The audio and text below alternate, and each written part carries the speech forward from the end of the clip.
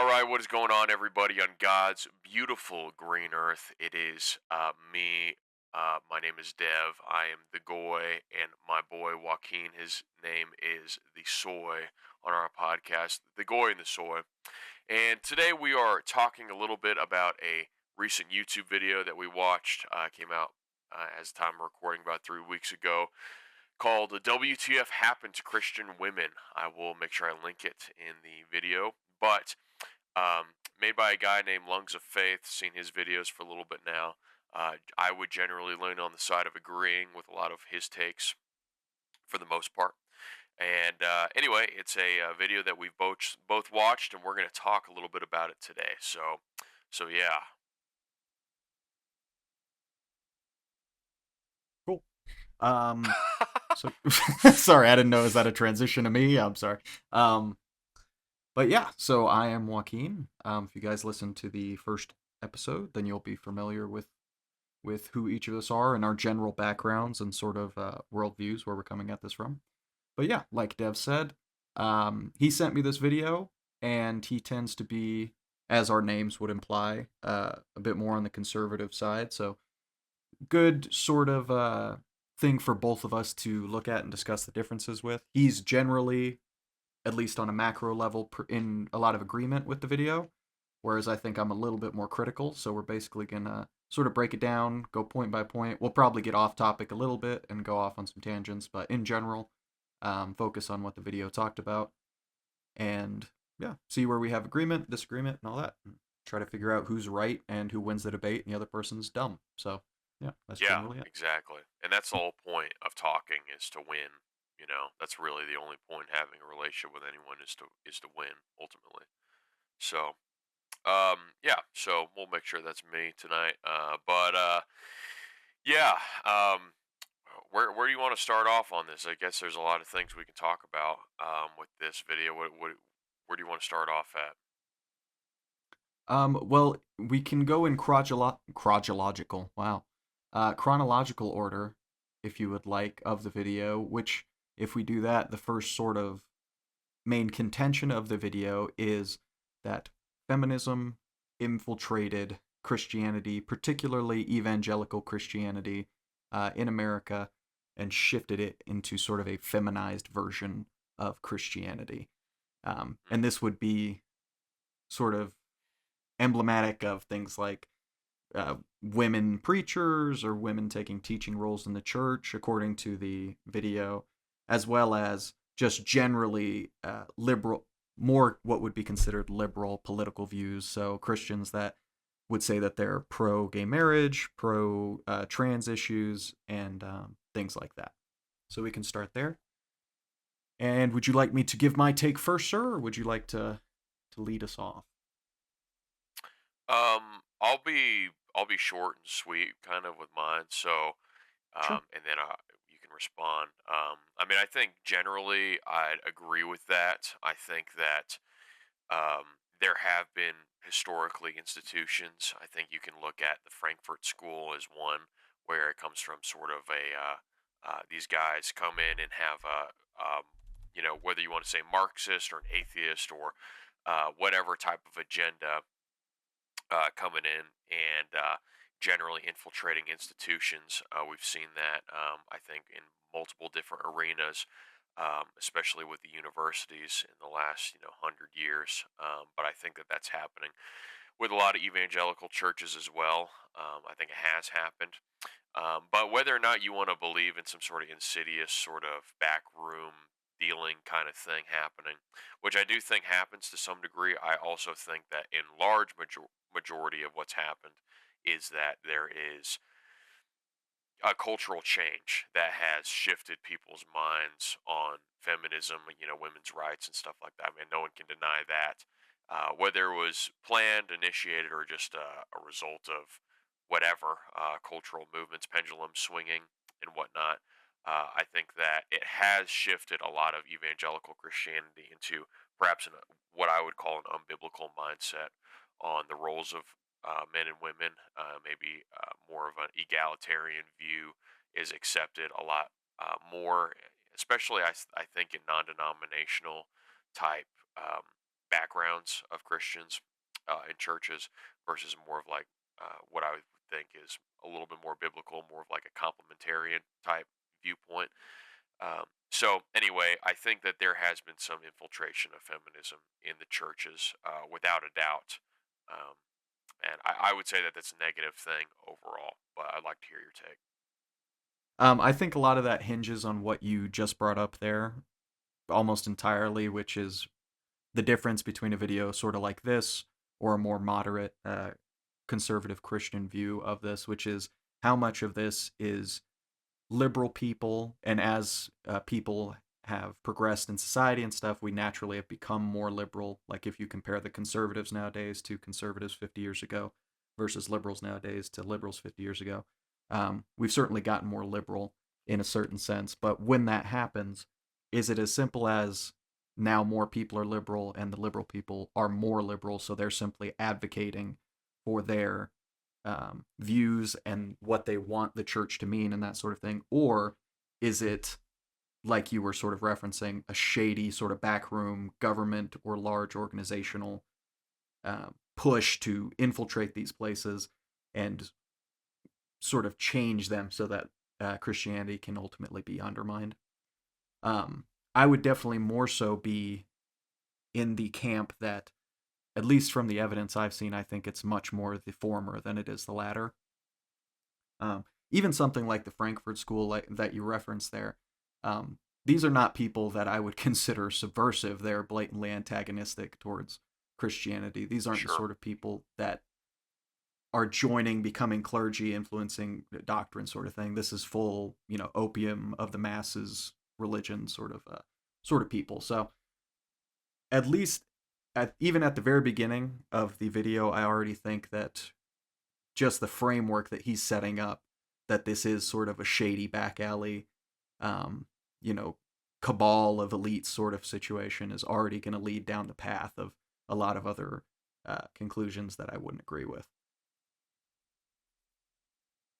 Yeah, yeah. I mean, to me, I think ultimately, I think there is, though I'm not, well versed enough to just cite it off the top of my head. I think that there is definitely some infiltration that goes on. Um, whether you want to say, Rockefeller, that's someone he mentioned, giving different, private donations depending on certain, how theologians or how colleges are going to teach their seminary students and stuff like that. And those sort of programs. I mean, I think that you can look at that objectively in my view and say, they probably have an agenda politically at the very least. And I think a lot of higher up universities have had a major slant of viewpoint towards Christianity, of biblical criticism and stuff like that, where they look at it as just you know anthropology or development of cultures rather than any sort of real historical study. And I think academically you've seen that. I think it's coming to a bit of a return, but I think you've seen that the Bible looked at very critically with a skeptical mind a lot in the last century. So all that to say, but if you're more on the correct side and it's more of just a cultural shift, I think ultimately I'd be interested to see where you think it's going to, um, where you're going to disagree with the outcomes, because I think it kind of leads to the same place. It's going to be, do you think feminism is a good idea or not? And to a certain level, or at least to certain degrees within the church or within the life of a Christian. So I'd be interested to hear what you think is going to be things that you have a problem with or disagree with. Sure. Um, and just real quick, so what I would take a little bit of an issue with, specifically the Rockefellers' claim, is the key difference would be, is it infiltration, or, like I referenced earlier, is this just, I believe in this certain thing, I have the funds to sort of influence this thing how I want? What is the Mm. difference? For example, the senior Rockefeller, like the I think the grandfather, was a conservative Christian and gave a lot of money to conservative Christians. Are we going to say that he tried to subvert Christianity to make it more conservative, and then his son leaned more towards the I guess what would be considered more progressive, and that's who he's referencing in the video. So it's Right. subversive when the son gives to, because it wasn't a secret. I mean, all this stuff. I mean, it's documented that. So subversive. Sure. The only reason why I point that out is it gives the idea that there's something underhanded about it. When Mm. I think that that's a little dishonest, and it already, if you're listening to this and you're undecided, it's already going to paint one side as they're trying to get away with something or they're doing something underhanded, as opposed Right. to I Right. think this is the message of the gospel, so I'm obviously going to use my means to try to propagate that. But I Yeah. mean, Yeah. regardless, that's not going to change whether if what happens is bad. It's I guess it matters, but it's not the biggest thing in the world if what happens is bad. Yeah. Um. Yeah. So yeah. So shift from that. So I guess we can get into what exactly he calls subvert, or what exactly he calls progressive or feminized Christianity. Um, and the sort of key things that he gets into are subversion of tradition, and he brings up the loss of the head coverings, or veils, I'm sorry, that were in his framing. I mean, they were everywhere. They were in Protestant churches, they were in Catholic churches, they were in Eastern Orthodox churches, until what was the name of the rebuttal? Or the It's like the rebellion. Easter rebellion thing. Yes. Yeah, yeah. Yeah. Easter Rebellion. It was in Milwaukee. The name is escaping me right now. But anyways, and then this happens, and then all of a sudden, boom, the Catholic Church, it's no longer settled doctrine that women need to wear veils, and the Protestant churches also just sort of get away with it, and only the Eastern Orthodox Church, in its solemn judgment and strength against this progressive wave, sort of kept that around. Um, so that would be one aspect of the feminized Christianity he's talking about, as well as a more focus on compassion and empathy over traditional teaching, and a sort of placing a larger virtue than necessary on unity. So unity overall as opposed to unity in truth is, I believe, his exact quote. So Mm.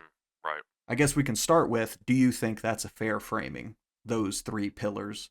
Do you think that's a fair summation of what has happened to certain, what he would refer to as feminized Christianity? I mean, to a certain extent, I think he's correct. Um, I think it's similar to what you see actually historically happen with even the Catholic Church, where um, there.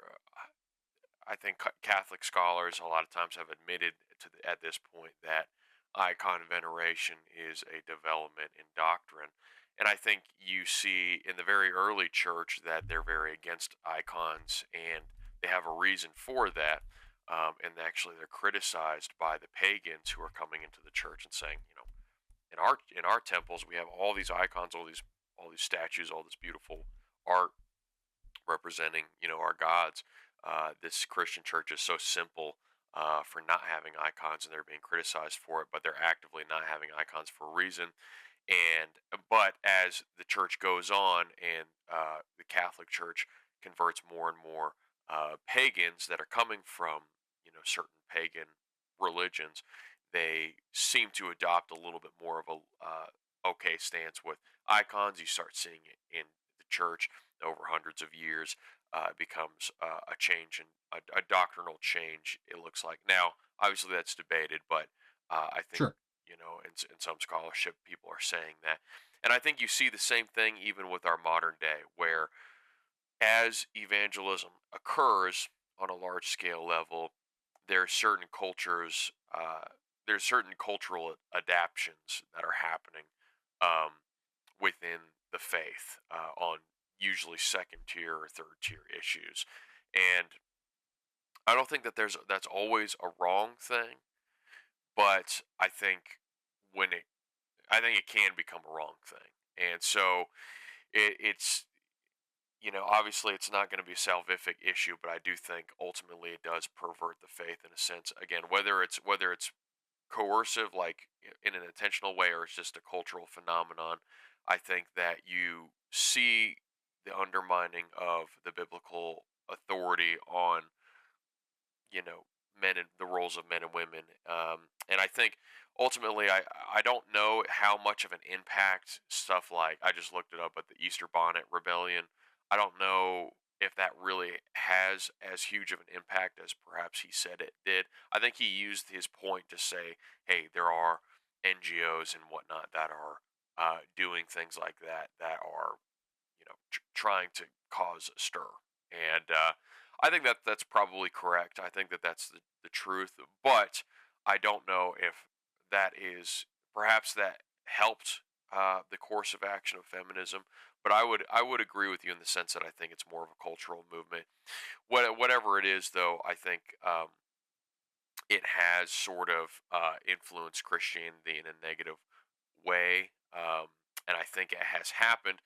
The reason why I do agree that a lot of stuff like Eastern Orthodoxy has remained more unchanged is partially because I don't think they're as evangelistic. I think that the Protestant churches in America are by far and away the most evangelistic organizations or the evangelistic denominations probably in the whole world, I would have to say. And I think statistically you would have to say now how people add those statistics up, whether they think that's legit or not, the conversions and stuff like that. That's, Eastern Orthodox a lot of times don't even believe that if you're not, yeah, you're not even truly accepting the sacrament of baptism if you're not in the church. So obviously that's up for debate to them, but because they're not as evangelism centered as perhaps a Protestant church might be, I think you see them being a little bit more of a stalwart of tradition. And I think there's things to respect about that, and I think there's things to criticize about that in the sense that they are not addressing the culture, and that this doesn't mean that you change the doctrines of Christianity by any means. I have a very biblical view of men and women, um, or I think I do at least. But at the same time, you try to you try to communicate the gospel and the biblical truths in a way that's going to be intelligible to that culture and in the way that speaks to the particular issues of that culture. Um, in that place and time. And I don't know if Catholicism and Eastern Orthodoxy have done that as much, and I think that's partially why they're less changed than rather than the evangelical traditions. And I think there are evangelical traditions like non-denominationalism that goes way too far in the other direction of trying to address the culture. Seeker sensitive movements I think are very bad, and stuff started by Rick Warren. If you're familiar with him, I think he was kind of in the '90s a big proponent of seeker sensitivity, and it's influenced a lot of Baptist churches as well as non-denominational. I would say that that's too far. There's a too far in the other direction of changing the church in order to welcome non-believers. So, but that's my take. Yeah, yeah, yeah. Um, I definitely would agree in a certain sense. I would agree with you wholeheartedly that one of the reasons why just Protestantism in general is there's so many different versions of it is because it is so highly evangelistic. Um, and I mean, you can see this in economics. You can see this on a micro and macro scale. If you look at something like closed China as opposed to an open trade country at the same time. Closed China, obviously, intellectually, they had a lot. They were a lot more unified, but with that same sort of there's two edges to that sword because whenever they interacted with other people, it was much more catastrophic. And this is also a biological thing too. I mean, if you look at the Native Americans didn't have immunities to certain diseases because they didn't ever interact with all these other things that the Europeans interacted with. So there's obviously a strength in being more open, like Protestantism is, because by virtue of the fact that they don't have a firm power structure like Eastern Orthodoxy, I guess I'll grant that they do. I would maybe take a little bit of issue with that, but Catholicism for sure, with through the Pope and everything, it's going to hold people closer, but it's also going to allow people to not sort of split and have all these different things.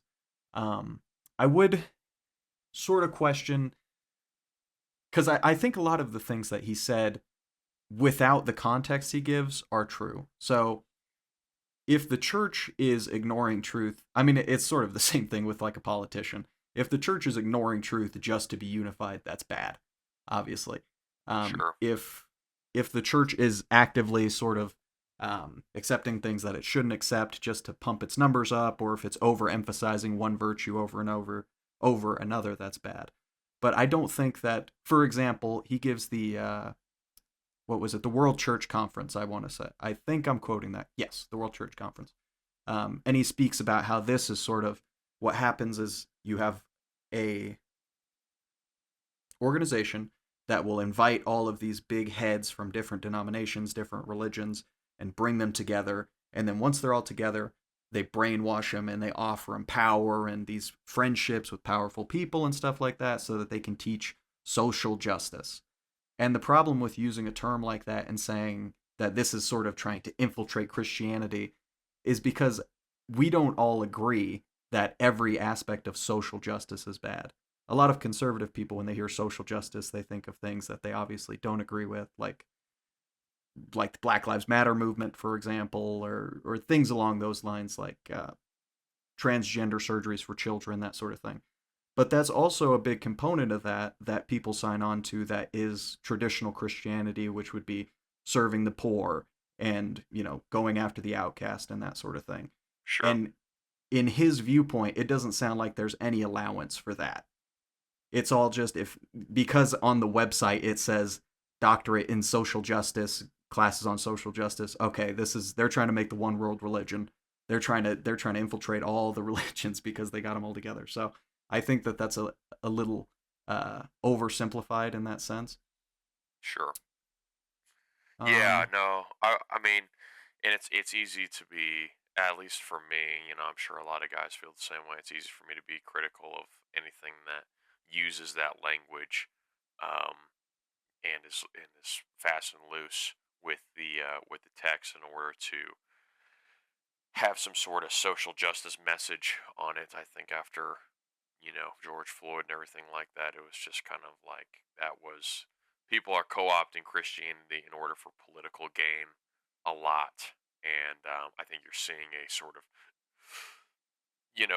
opposite swinging of the pendulum happening where people are getting a little bit more into the doctrine. I think you're seeing so many young men going towards Catholicism and Eastern Orthodoxy because it is these old traditions that have been preserved. And so anyway, so but yeah, I again, it's like how much how much is how much is he framing it exactly correct as far as the intentionality behind those things? Uh, I think there's some good evidence for both sides, but either way, it's how does it line up with?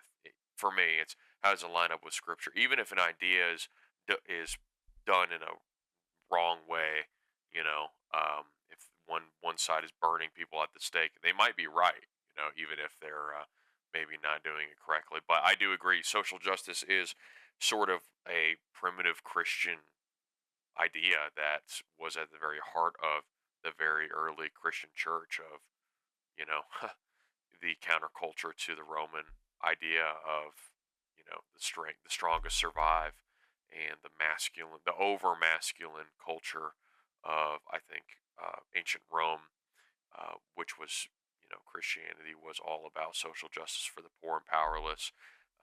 But it's just like anything. There's a pendulum that swings. Again, I keep using that idea, but it's just like it's see, we're wanting to return more to, okay, maybe it's not all about a political movement. Let's love the doctrines for the doctrine's sake because they're true, not because it benefits me personally or benefits someone else. You know what I mean? yeah, yeah, absolutely.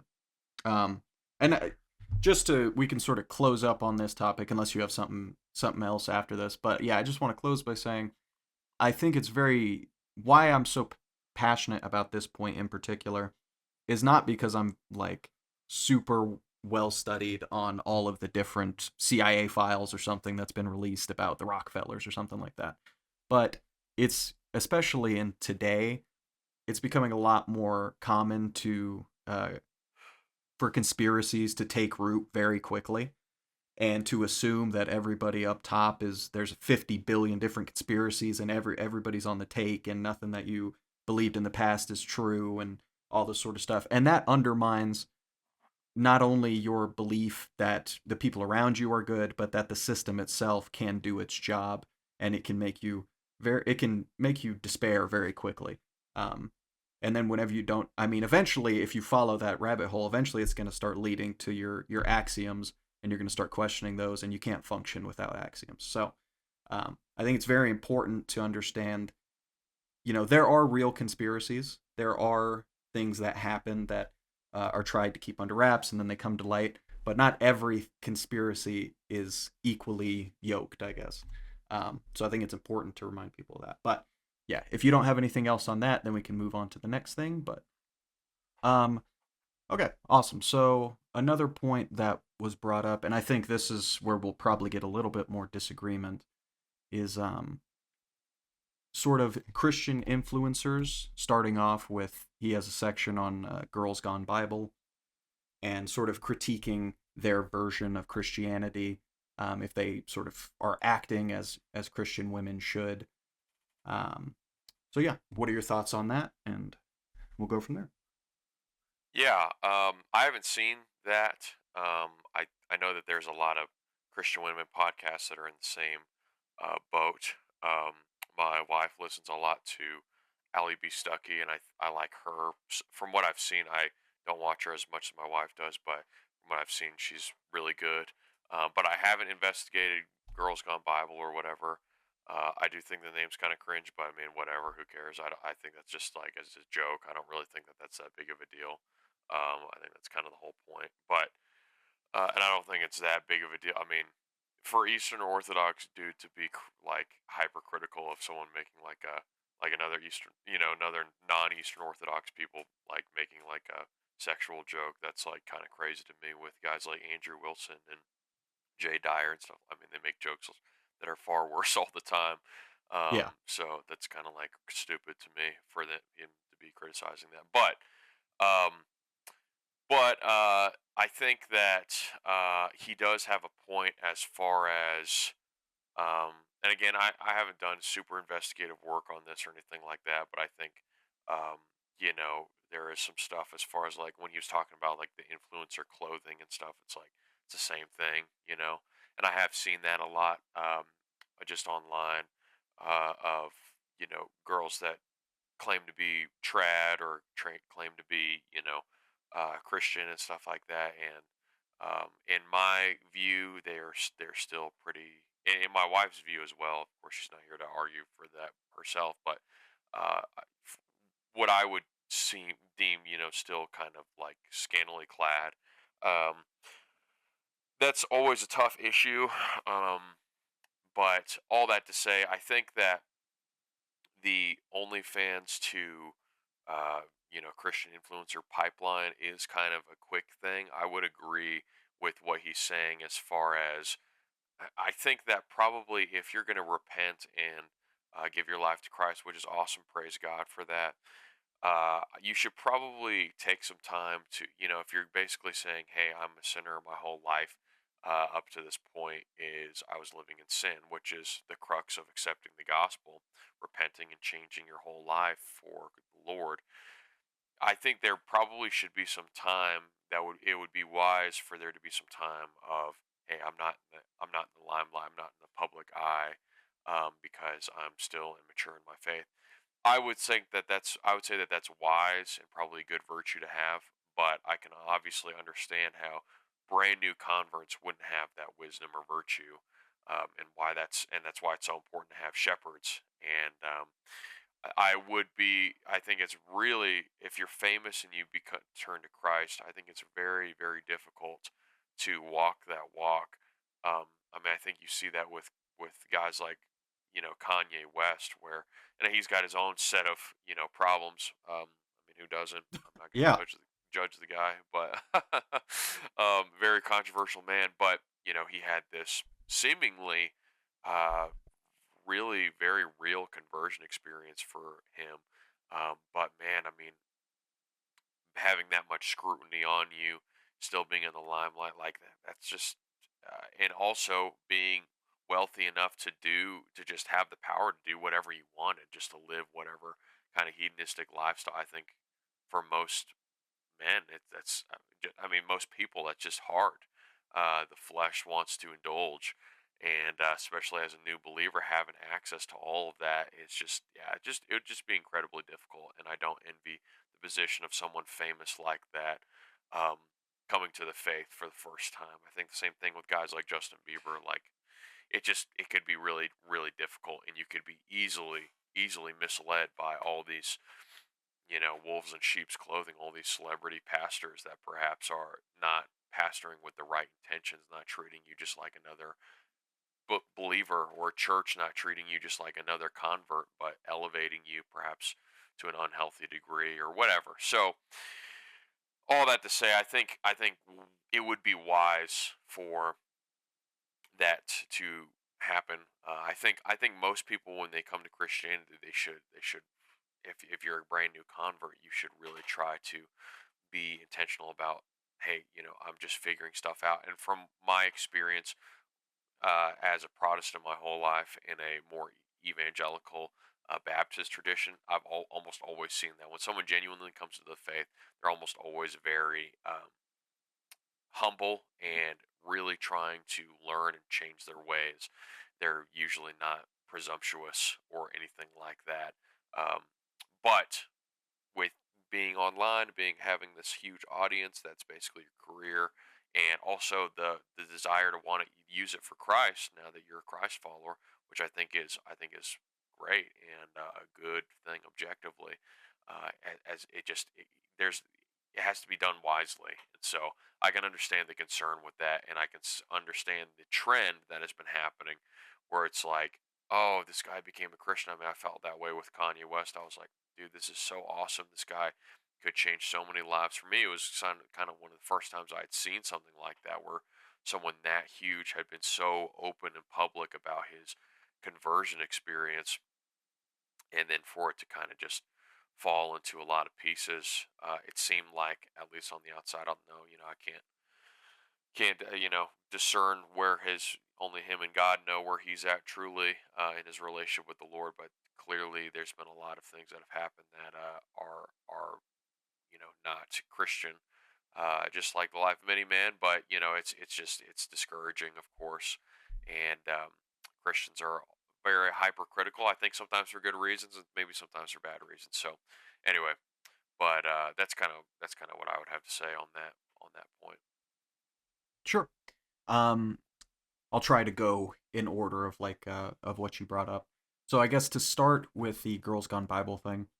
Um, Actually, before I even get to it, this was another problem that I have with this video, is this is the second section of the video where he speaks about the Girls Gone Bible thing. And the first section is the feminist infiltration of Christianity, as he puts it. And after he gets done talking about how the feminist infiltration, all this, what he says is, if you don't believe this, if you think that this is all just crazy conspiracy, well, look at Girls Gone Bible. And that is just not even close to sufficient evidence for the sort of wide sweeping conspiratorial Yeah, claims that for he sure. makes.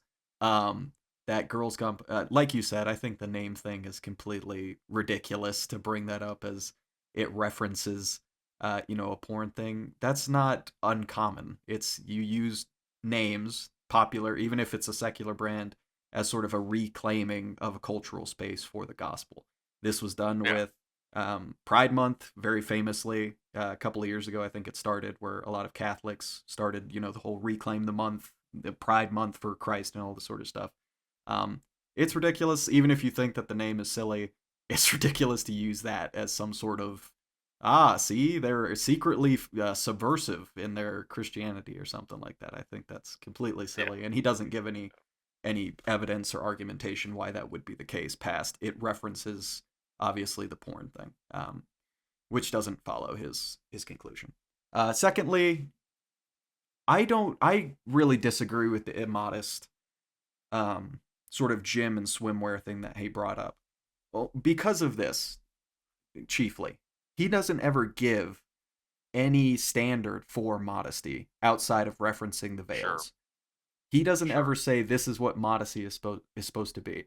And pretty much every biblical scholar that I've ever heard talk about this subject is pretty consistent that modesty is a matter of the heart, cultural context, intent. It's not sort of a list of, you got to wear this and you got to wear this and you got to wear this and then Yeah, you can only wear certainly, this in this situation. So certainly. obviously, in our culture today, if someone were to go back to the Near East 2,000 years ago, it would be a different situation than now. So to claim that just because I guess not all these women are wearing veils, all of a sudden they're immodest. Um, Once again, it doesn't follow from what he said, and he doesn't give a definition to actually defend at all. Um, I also think that there's a secondary. I don't want to overstep, but I think that there's a secondary um, danger to saying things like that because the Bible, commands people to dress with modesty, but it also commands for, men in particular to manage their own eyes and hearts, and not just place the entire burden of male purity on what a woman wears. For So it sure. is, more your burden to, steward your own heart in that sense than it is a woman what she's wearing. If you see a woman in, some workout outfits and you're like, well, I'm gonna have to lust after her now because of how she's dressed. The Right. problem is not the problem is not what she's wearing at that point. Um, Certainly. so yeah, so I think that those are both very weak arguments and don't even follow what he claims that they follow. But I digress. And then I I think will I get think to. Oh, go ahead. Go ahead. I'll just jump in. I think that the Yeah, yeah, yeah. concern is not necessarily as much, at least in my point of view. It's and what I think about personally. It's not as much as this is happening. Like certainly for a Christian man, you're going to be surrounded by access to whatever kind of depraved sexual stuff you want to have access to in our digital age. And any gym you go to, you're going to have to deal with that. And you deal with that temptation. So certainly, I don't think his point is. I agree with what you're saying that it is a matter of your heart, where your heart's at, and you know, God will not let you be tempted beyond what you can stand. That's very clear in Scripture. So, um, so it is a man's responsibility to do with to for his own body. Yet at the same time, I think his concern is more so with Christian culture being too culturally conformative to what is seen as okay in the eyes of the world. At least that's my what I would think is a problem. I think Christian clothing, it shouldn't make you stand out in the way of like, I'm not saying that we should all be wearing shirts that have to have Bible verses on them all the time or anything like that. But I think it should be, you don't even have to be like, I'm not even saying you need to be a Mennonite or be Amish. I think that this is taking this idea that's taking this idea too far. But you should be not attracting attention to yourself. You shouldn't be too vain about your looks. And I even think that with makeup sometimes that's one of those overlooked things where um, it's our culture is more about attracting attention to the female body rather than um, just trying to blend in. And there's a balance there. I'm not saying don't look beautiful, don't dress up. But I think there's a time and a place. There's a context. Same thing as a man, like you dress up in a suit for certain things, and you dress up in your normal casual wear for other things. There's a context, and there's no. I would agree 100% biblically. There's no defined exact rules. It's just in that cultural context be modest, but in that it is the heart idea or the heart's intention that's the most important. But just to kind of push back on that, I think that that's more his concern is that maybe we're becoming too comfortable with certain attire, and it's just as bad. I would think that a lot of this Christian whatever swimwear or whatever, a lot of it is just basically the same thing that the world is saying, except repackaged as modest. And what he's saying is basically, this looks exactly the same as the world standard. It's just using Christianity as a way to sell more. You know what I mean? And in that sense, I would agree with that.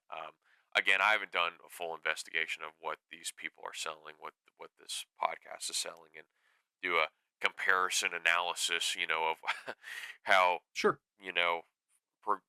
how promiscuous or whatever it is. Um, but I do agree with his sentiment on that. Yeah. Um, I would push back on the vanity point only because he never brings up anything pertaining to vanity, Certainly, at all. certainly, yeah, So true. that may, it may be tied up in his view somewhat, but from what I gleaned from the video, it's not about people being vain. I mean, as far as he's concerned, if a girl bought the Girls Gone Bible, swimsuit stuff and dressed up in that and was just like, this is a bathing suit. I'm just wearing a bathing suit. I'm going to the beach. Doesn't have to be any vanity involved. He still has a problem with that because he thinks that is immodest. Um, Right. so the more I think interesting point is what you brought up on, what you finished off there with, which is the problem is that it looks like the world, I guess. But the problem with that contention is the world doesn't look like one thing. So when you go out and you say there, and I actually did look at the gym wear after I watched this video. I didn't look at any of the swimming suit stuff because I couldn't find any of that. But I compared the gym wear to other gym wear that I've seen when I go to the gym and stuff, and I would say it's more. I mean, it's still spandex. I mean, it's workout clothes, but it covers more skin than I'm used to seeing, at least at the gym that I go to. So, but let's even grant him that point. Let's say that it's the exact same as most of the gym wear that you're gonna see. Even that, I think it makes a difference between a one-piece bathing suit, a two-piece bathing suit, a bikini, a micro bikini. I think all of that is different. So, and I think each person is going to be tempted by different things. So there are some guys. I mean, there are some people that can go and look at a painting by Michelangelo and there's nudity in it, and they're going to feel a little randy. You know what I mean? Sure, So sure, yeah. obviously, yeah. And now that's an outlier, but point being, when you're going to make these huge sweeping generalizations, that's not modest. Well, culture plays a part in what is modest. Like I said, if you want to take it back 2,000 years ago, I don't think he is advocating that, but he's speaking as if he is. And that's another thing. He doesn't give what you should dress like as far as what you Right, should wear to the gym as a woman, what you should wear to the beach as a right, woman. He doesn't ever give any prescriptions. All this is sort of the bigger problem with this video I have. He wants to point out all these apparent problems, but for most of them, he doesn't ever give his solutions. So you can't critique back, well, this is inconsistent or this, you know what I mean? It's purely throwing stones and not building anything. And even the stones are not doing what he thinks they're doing. So, sure, like I sure. said, I think that the clothing that I saw is more modest, but let's say that it is the same as average gym clothing, I guess. He doesn't make an argument that average gym clothing in our cultural context is immodest. He just sort of insinuates it and then brushes past it. Um, Yeah, yeah, and I think it had he made the vanity point that you made, that would have been a more interesting point, but he did, he didn't. Um, right, yeah. And I'm just merely yeah, of hypothesizing course. maybe what he would view. I feel like that's more so if we're going to like what is immodesty. It's ultimately tied at the root of like drawing attention to yourself that maybe is not correct, the correct kind of attention from the correct person. You know. Um, and so, but yeah, I agree with what you're saying, and it's not brought up in a meaningful way that's going to and so it's easy to criticize, and I think that it's easy for us. I would include myself strongly in this category. I think it's easy for me to see something like clothing, that people are wearing or that a female's wearing, and Hmm. be like, that I just feel like that's wrong, you know. Um, Hmm. but to give, okay, this is what is good and right. Yeah, I feel like that's a lot harder standard. So I Definitely. empathize with them. I think it's a lot harder standard to be like, this is what everyone should do. Then you're like, oh well, what about this? What about that? It's tough, and so and that's, I think, one of the many reasons why it's not clearly outlined in Scripture. It's going to change throughout time. Um, but all that to say, um, I think I agree with what you're saying, but I would, if he would elaborate more on what he means by modest, immodest, I think it would be a better point, for sure. I don't think he goes into it enough for it to be a really hinge argument for what he's trying to point out. But I do think that there's a modesty problem in female culture, and I do think it does affect churches, and it has affected Christians. And I think there's a lot of Christian women that are okay with wearing things that are immodest and doing things that are immodest, or posting things that are immodest. I mean, I'm kind of on the side of like, if you're doing thing like, I'm almost opposed to just like posting in general for women, unless you're with your family, or I don't know. But again, it's No, such we a can talk about that.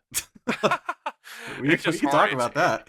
It's just one of those issues. It's like, you, there's not a clear defined issue. It's just going to be everyone's opinion, and that doesn't mean it's not worth talking about, for sure.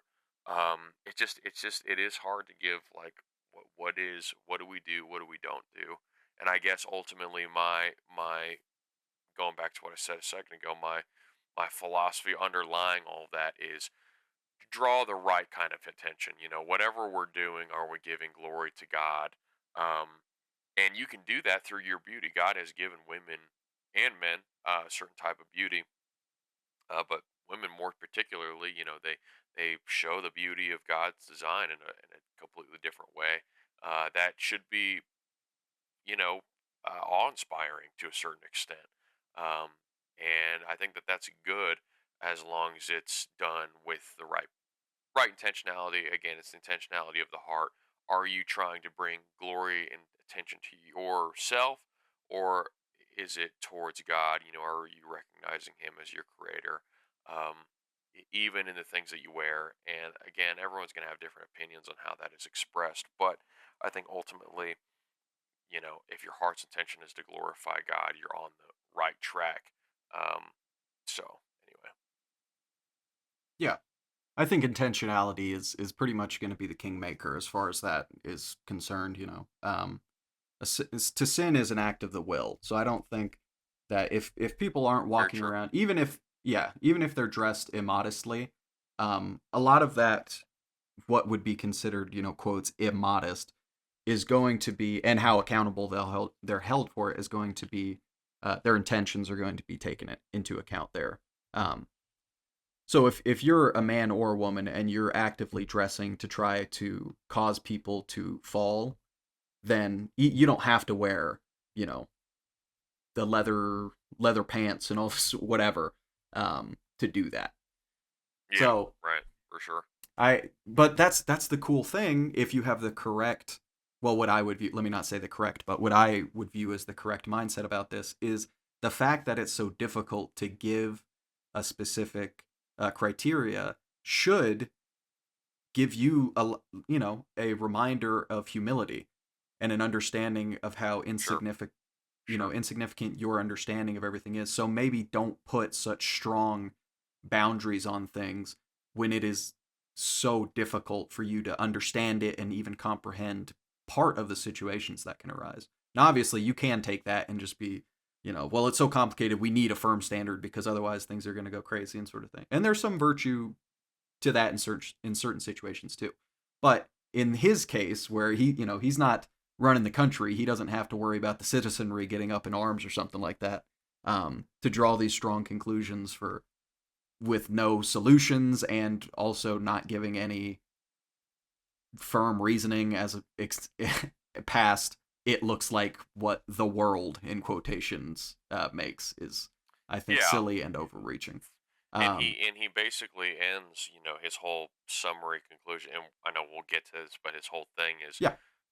you have to be Orthodox, you have to be Eastern Orthodox to um, have the right view on all these issues. It doesn't explain what the right view is. He just says, which is what a Hmm. lot of the Ortho bros do, which I agree with them on so many things, but then they just like fail at the like explaining the full extent of their solution. But they're just like, if you return to the one true Catholic Church, then you'll be everything else will fall into line. And it's like, okay, what is, and maybe I'm just not privy. He brings up the head covering thing once, but it's like, what is so different about what Eastern Orthodoxy teaches? Do they have a definitive what is modest and immodest stance? Because I don't think so. I think they deal with the same sort of thing as well as any Protestant denomination does or the Catholic Church does. It's like I don't know how his solution it doesn't solve the problem. Even if you are Eastern Orthodox and you live in New York City, like there's a wide variety of teachings on what is modest and what is immodest within the Orthodox tradition itself. So, and I know for a fact not all the Eastern Orthodox men are dressing up in, robes and sackcloth and ashes all day. So it's not Absolutely. realistic Yeah. for the women to be doing that either. So his solution falls short for sure. And this, and one more thing on this, and then I'm ready to move on to we can start going to, or I'll talk about Nala Ray, I guess, because you had brought up the OnlyFans sort of pipeline thing. Um, the dangerous thing about this is you have to understand who you're talking to. You shouldn't lie just because you're talking to a certain group or something like that. But you have to understand that when women who maybe are questioning, hey, I want to come to the faith, or hey, I want to, I'm interested in this, and you take such a hard stance that women need to dress this way, and I'm not going to talk about the men. So we're just going to focus on women's bodies. The phrase women's bodies is, a big sort of touchstone culturally now. You are going to drive people away just because of what is associated with that. And it's not that you should lie to them, but you're doing it unnecessarily. You are acting like you have this hard, fast, true stance, and you're not softening it to make it more understandable to people. And you don't even have the justification for this true stance. So even if they sign on to this, whenever they start looking into it, it's like, oh, you're just as confused as everybody else. So the people that came there for that, quotate or quotations hard truth aren't even going to find what initially appealed to them.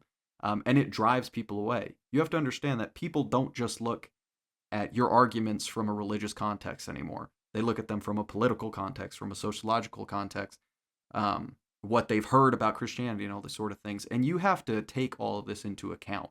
Or you can say, we've never changed in 2,000 years. We're the truth. So if you don't like it, then you're not true Christianity. Um, Right. which is I will acknowledge a little hyperbolic. But as far as this video is concerned, I actually don't think it's that hyperbolic. But I know Yeah. that not all I know that all Orthodox people don't think that. But focusing purely on this video, I actually think that that's a pretty fair summation of how he treats Yeah. um, Yeah. the other side. But so yeah, did you have anything else on that, or did you want to go into the No. Nala Yeah. Ray No, stuff? we can talk about Okay, the next thing. Yeah. cool. So yeah, so you sort of brought up if you are converting, I'm not sure if you brought up Nala in particular, but he in the video has a section on her, and she's sort of the most Right. famous like OnlyFans to Christian girl sort of story. So, and he plays a clip where Andrew Wilson, and I think I wrote down the quote here. This isn't verbatim, but is very, very close to verbatim. And he says, if she was actually converting because she was sorry, then you'd never hear from her again. Or you'd hear one apology, and then in 5 years you come back, and then you get the welcome. That's what he plays that clip of Andrew Wilson saying that. And he Right. doesn't dispute it. So I'm going to assume that he agrees with that take. Right. Um, could I get a chapter and verse on that one? I would appreciate. Can we get any sort of biblical backing? Because he doesn't say what you said, which I think is a more valid um, sort of way of putting it, which is advice.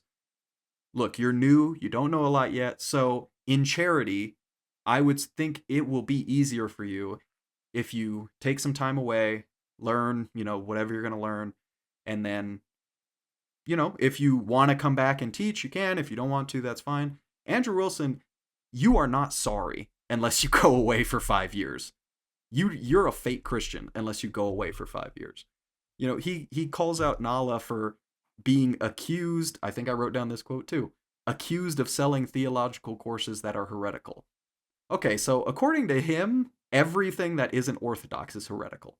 So I don't Yeah, of care if course. she's accused of selling and I looked at I didn't buy any of the courses or anything, but I did look into what they teach. It's very milk toast, like just basic American evangelicalism. It's not even liberal evangelicalism. I mean, it's pretty just conservative evangelicalism, what you're going to see at a lot of different churches that are just sort of regular churches. Now, if you think that's heretical, that's fine. But he doesn't frame it like it's just heretical because it's Protestant. He frames it as she's a charlatan and Right. she's doesn't know anything and she's intentionally misleading people to make money. Um, and again, that's just he gives no evidence for this except for a clip of Sure. Andrew Wilson saying, if you were really sorry, then you'd go away. Mary of Egypt went into the desert and didn't say anything for 5 years. Now, I'm not saying that all people have to repent that hard. Well, okay, if you're not saying that, then why are you bringing that up? Because the only Yeah, reason that exactly. you could justify that is to call into question her repentance, which you give no reasoning behind that either. It's just a series of the sort of same attacks on Nala that have been around for a while. Now, you can think that she's not a Christian if you would like. I happen to think that she's sincere, but you don't have to. But I just want people that find that sort of argumentation persuasive to realize when he's calling her a heretic, if you're not Orthodox, he's calling you a heretic. If you Yeah, don't think exactly. everything the Orthodox Church teaches is heretic or is Exactly. true, then you're just as heretical as Nala Ray is. Um, Right. and these sort of people like Andrew Wilson, I tend to think he is very, I think he does have some good use in the Christian movement. I don't think that he does more bad than good, but for him to go out and say things like, I hate my enemies. I know I'm not supposed to, but I hate them. So you're a guy that studied Christianity, you've studied Orthodoxy, you've studied the Bible. You're gonna go on huge podcasts like Patrick Bet Dave and say, I know I'm not supposed to do this as a Christian, and I still do it.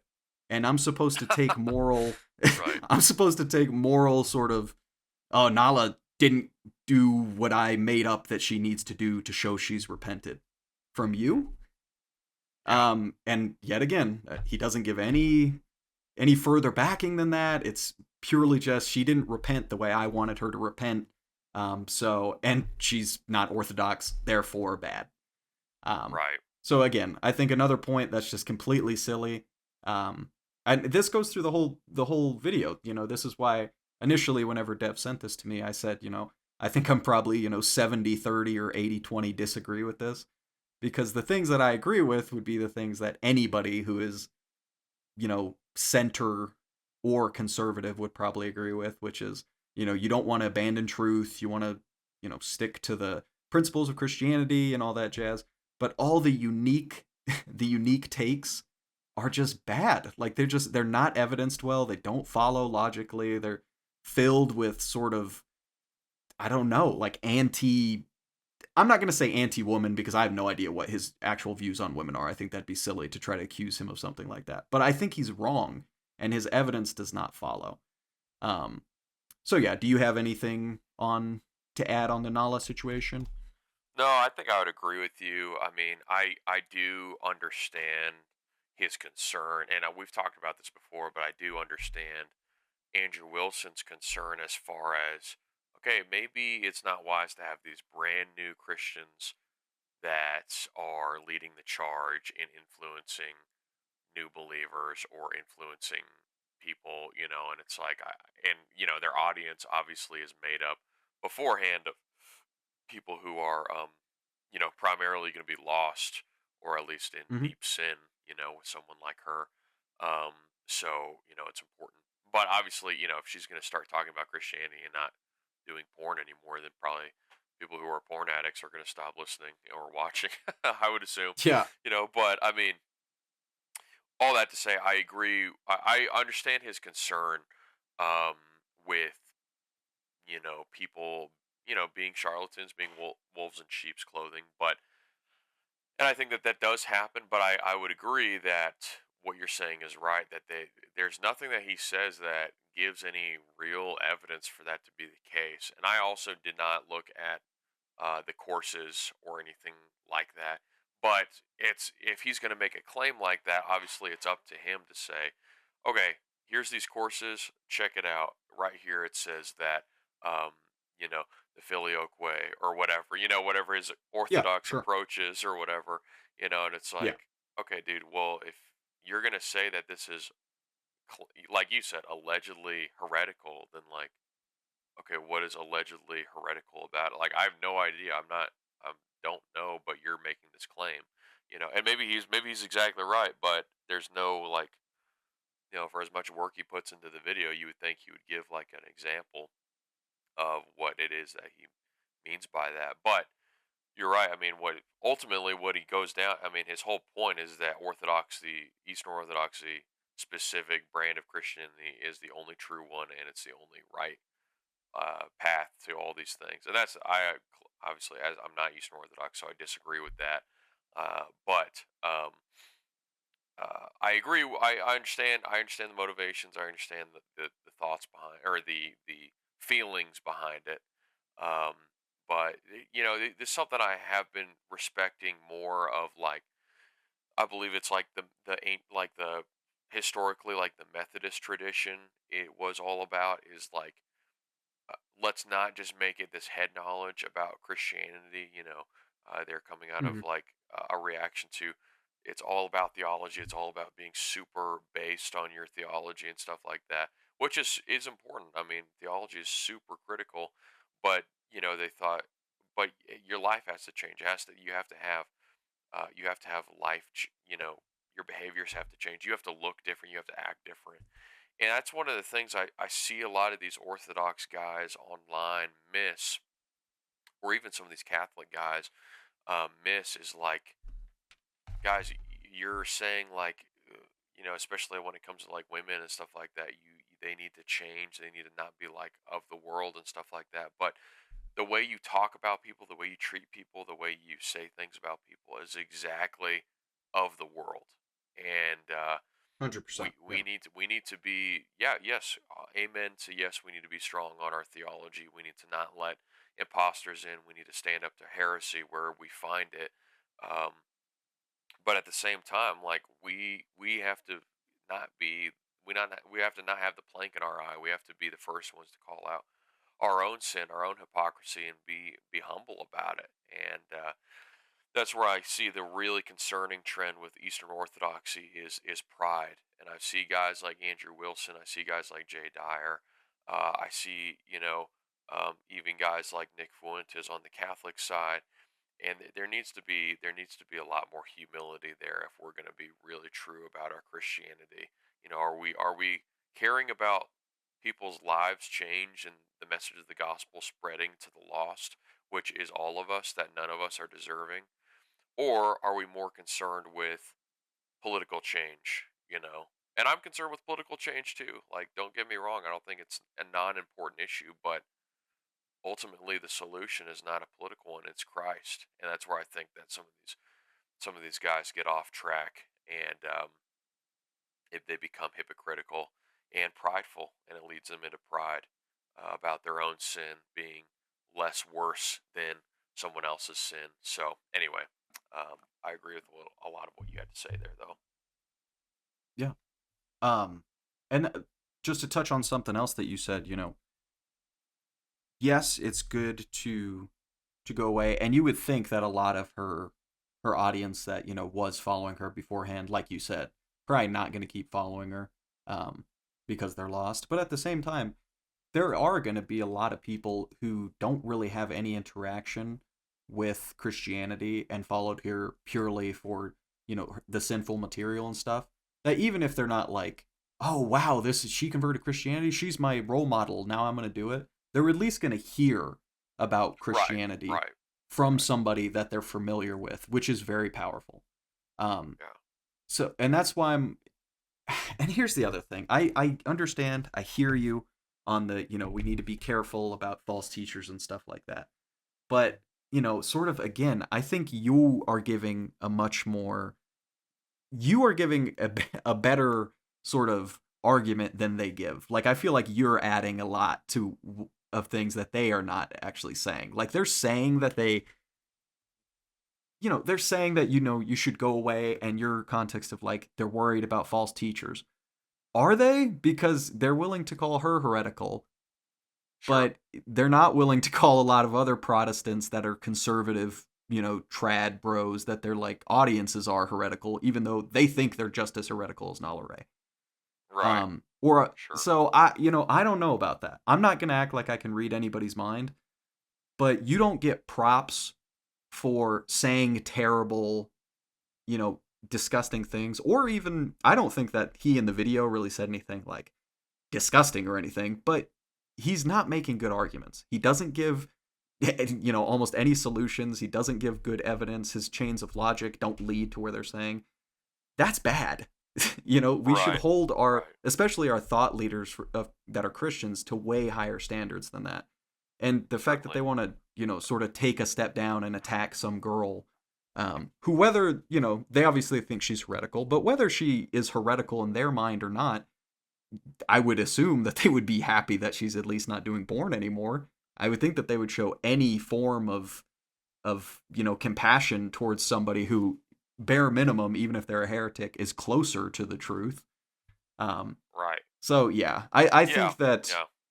were they saying the things that you're saying, I think it'd be more reasonable. But if I'm honest, I don't hear them saying that. I hear them saying Yeah. she's not repenting how I want her to repent. She's a heretic.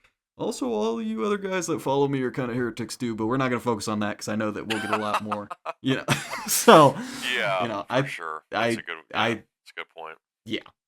Yeah. But yeah. So if you have anything else on that, we can. But otherwise, we can move on to Nah. the. That's good. No. Okay. Cool. Go ahead.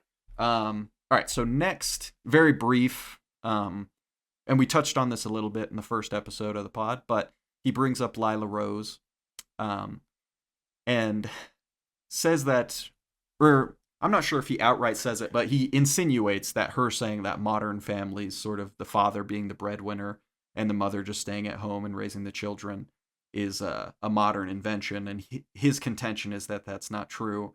And this is just another little petty, like, I don't understand why particularly Eastern Orthodox influencers, not the clergy. A lot of the clergy I've listened to are actually, I think, very reasonable. But Yeah. I would he agree. again, Lila Rose says this. This is the same Lila Rose that just got in a huge controversy for sexualizing Mike Smits.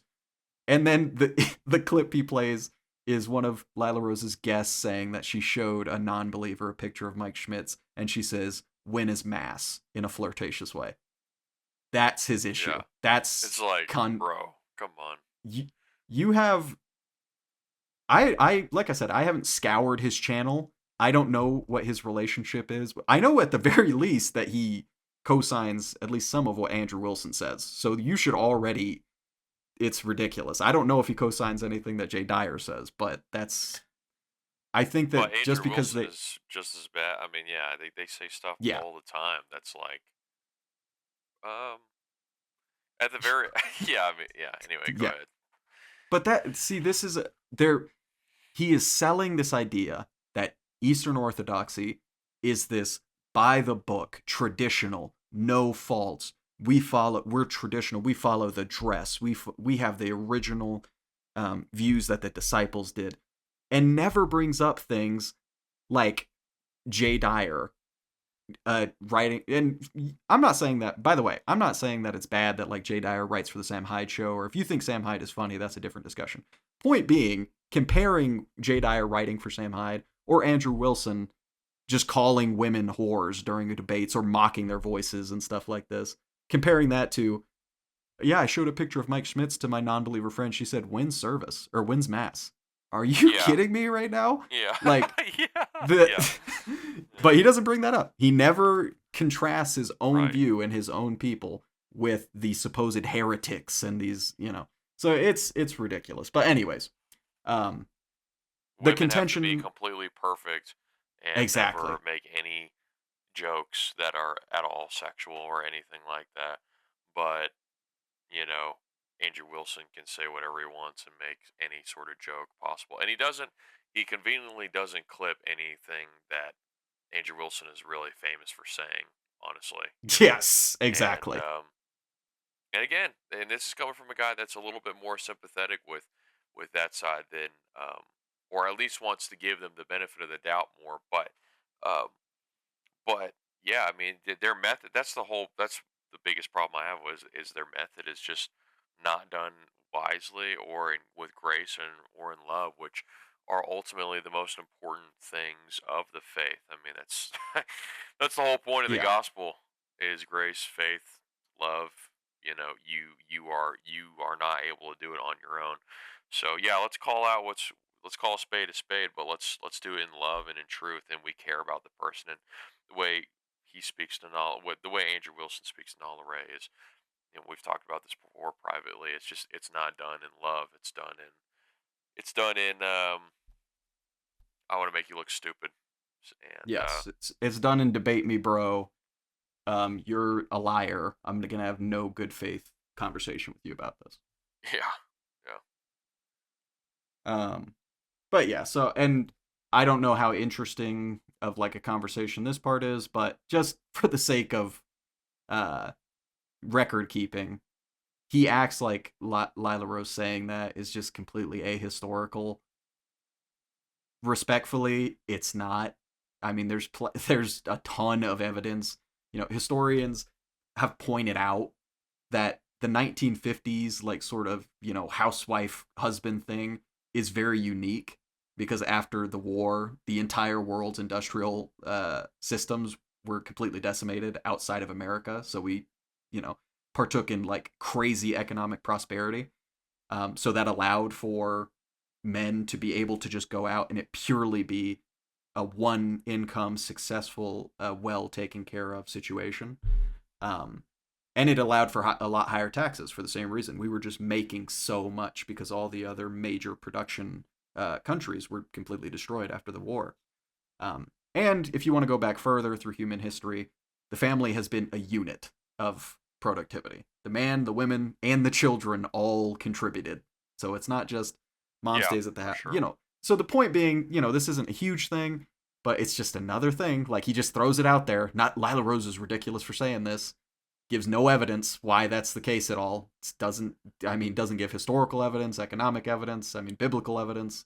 He doesn't give any of it. He just says that Yeah, like he knows the people watching him will take that as like, yes, even in Jesus's time, only the men worked and the women all had the apple pie and the smell carried people by the nose to the window. Yes, that's how it was. Like it's so silly and it's needless. It's not important to his point, and he still goes out of his way to make these just not backed up points. So yeah, I really liked the video so far. In case anybody can't tell from whatever. yeah, and I um, mean, and I think that there's a role aspect. Yeah, I would like for the world, for our culture to economically be in a place where we could have a more, what he would deem as traditional um, family setup, as far as, a little bit more patriarchal, uh, but ultimately for me, it's more of a spiritual thing. I think economic uh, realities, however that is going to happen, is going to determine the ability for who needs to work and who doesn't. And I think that's how it was pretty much for all of history. I don't think the Bible is very clear about that economic reality. I think we've talked about this last time, but I'm pretty sure in Song of Solomon it talks about how the the woman is at the markets, and this is supposed to be the ideal woman, and she's selling stuff at the markets or something like that. I don't yeah, know yeah, yeah. exactly, but it's like, to have this idea that women should never be producing. It was just more so that the men were out maybe making the leadership decisions, whereas the women were more so following the rules of the men. And I think it ultimately, the thing that's important about that is the spiritual leadership that is explicit in Scripture of what a family structure is supposed to be. This complementarian sort of view that both have roles, they both answer to God, but there is a leadership of the husband that's unique and different. But all that to say, the whole thing is, again, his whole argument is that Eastern Orthodoxy has preserved this one true tradition for all of time, and everyone else is dumb and not right. And it's like, you know, things have changed over time. Things have waxed and waned. It used to be, in biblical times. I think the whole thing where Paul's talking about the head coverings and not wearing your hair down. I'm pretty sure studying that and that culture, the temple prostitutes, they would let their hair out specifically to signify that they were available, basically. And that's why he says that. It's like, hey, don't be sexually available and don't appear to be sexually available, because you're trying to look different. You're trying to honor God. And so obviously that's to that tradition, that's to that specific culture and context.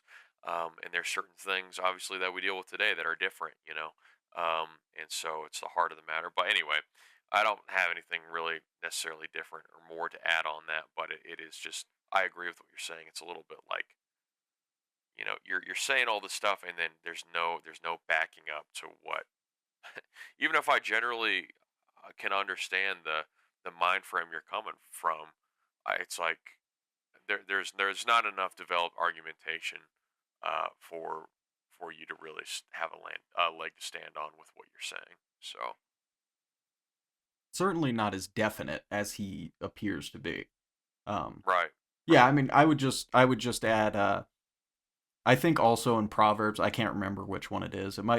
I think it's Proverbs, but there's also the woman who's like a merchant and a landowner and stuff like that. So, not that that proves anything, but point being, the Bible doesn't say, a woman needs to stay at home and not go out, not have a job and stuff like this. The sort of things that he sort of takes for granted, it seems in his video, that it's just this is what the church teaches. All the women should be at home, they should never have a job, and the man goes out and he does this. And of course he doesn't give any evidence for that or back it up, as instead of just, or as opposed to just saying it used to be like this, and the feminist infiltration, these feminists wanted to start working, therefore it must be not biblical because of it, as opposed to, a ton of other interpretations, like for example, you were talking about development earlier of the Catholic Church.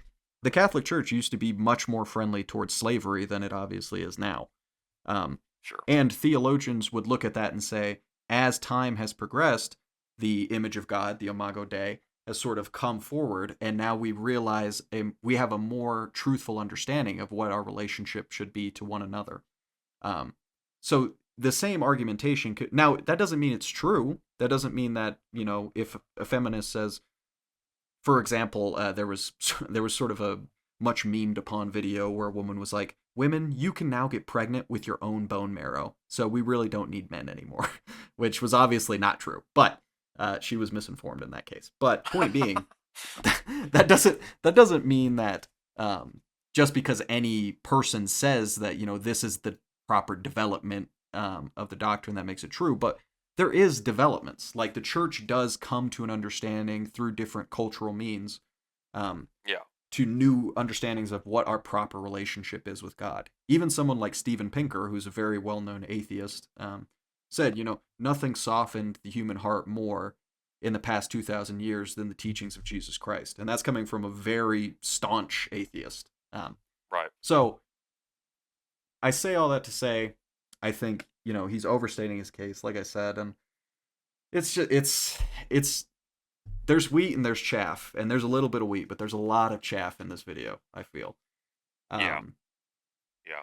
Certainly. so next we can go over, I guess we also touched on this a little bit in our first episode, but I guess we can cover it real quick. Um, Sort of the Andrew Wilson, Tommy Lauren debate that was they Right. sort of had. Right. Do you have any maybe new thoughts or different ways that you looked at that, or do you want me to go first and then you can sort of go off that? Yeah. I mean, I appreciate the conversation we had last time about it. I don't know if I have anything necessarily extremely new to add. But I would say that, yeah, I mean, there's the Andrew Wilson solution is that in order for men to be heroic or whatever, or, virtuous, the women need to be virtuous as well.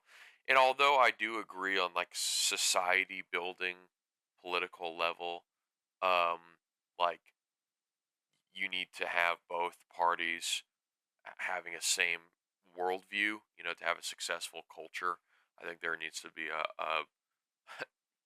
people, if we want to have a Christian society that's going to be successful and not in complete turmoil, then people need to be coming from a similar worldview. And this is why I'm partially against immigration, at least in America in this place and time, is because we're so divided in our cultures that are in our worldviews that are inhabiting here. Even it doesn't even necessarily have anything to do with race, but just our um, whether we can. The race thing is not. We don't have to get into that, but it's more so our whole worldviews of people in different parts of the world of our country are so different, even amongst just like white people, um, then we need to probably put a hold on this, put the brakes on it, and try to be a little bit more um, cohesive.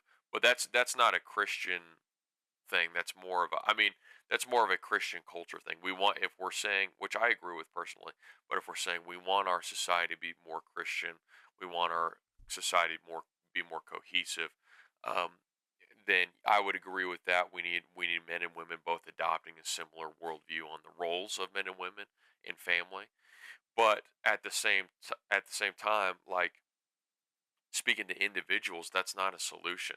Like just say, well, men, you can, and I know I'm putting words in his mouth by saying this. I know this is not word for word what he's saying, but the idea it gives off is that women are the entire problem and men are just not virtuous, or I'm sorry, that women are not virtuous, and so men, you're just don't marry, don't do anything, don't trust a woman, and that's not productive.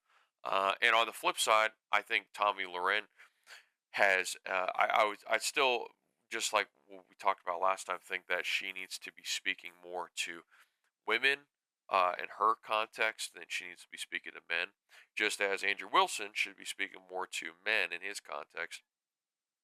And I'm not this guy that's like, like with abortion, obviously that's like a human rights issue, in my opinion. And men and women have equal footing in their opinion. I'm not saying being a man or a woman gives you a certain privileged status of your what is good information is what is bad information. But Andrew Wilson, he needs to speak to men and say, men, even if this is true, even if all the stuff that he believes is true about women and the feminization and all this different stuff that's really bad. He needs to be speaking to men and say, "Man, the Christly thing to do is even when everyone in the world is wrong, you need to be doing what's right, and you need to be loving." I mean, God in the Old Testament calls a prophet to marry a prostitute to describe the relationship that God has with Israel, which is emblematic of us as human beings. That we're not too good to interact with sinners. We all are sinners, all of us, and God still loves us. Jesus still hung out with sinners and all this different stuff. Didn't approve of their actions and their lifestyles, but it just this pride again. It goes back to this prideful aspect or this prideful worldview of sin and self righteousness that I think is extremely dangerous, and that we need to watch out for. But go back to Tommy Loren, and then I'll let you go. But Yeah, yeah, yeah, of I course. think that I think that she, yeah, I mean, I guess I don't really have too much to add on her except I think that at least in those clips, especially in that interview that is brought up there with the Pierce Morgan thing, I think she has a little bit too much to say about men as far as they're losers, they don't do this, they don't do that. And I think he has a point saying that yeah, women need to also realize that they have a standard. I think women have been taught and grown up in a culture, at least here in America, about Western civilization in general for the last 20 years or so, if not longer, that they are princesses that don't need to change and that they're loved just the way that they are, and men are oftentimes told the exact opposite by society and by our culture. And so I think both need to be told, hey, you're not perfect the way you are. You need to change. You're a sinner.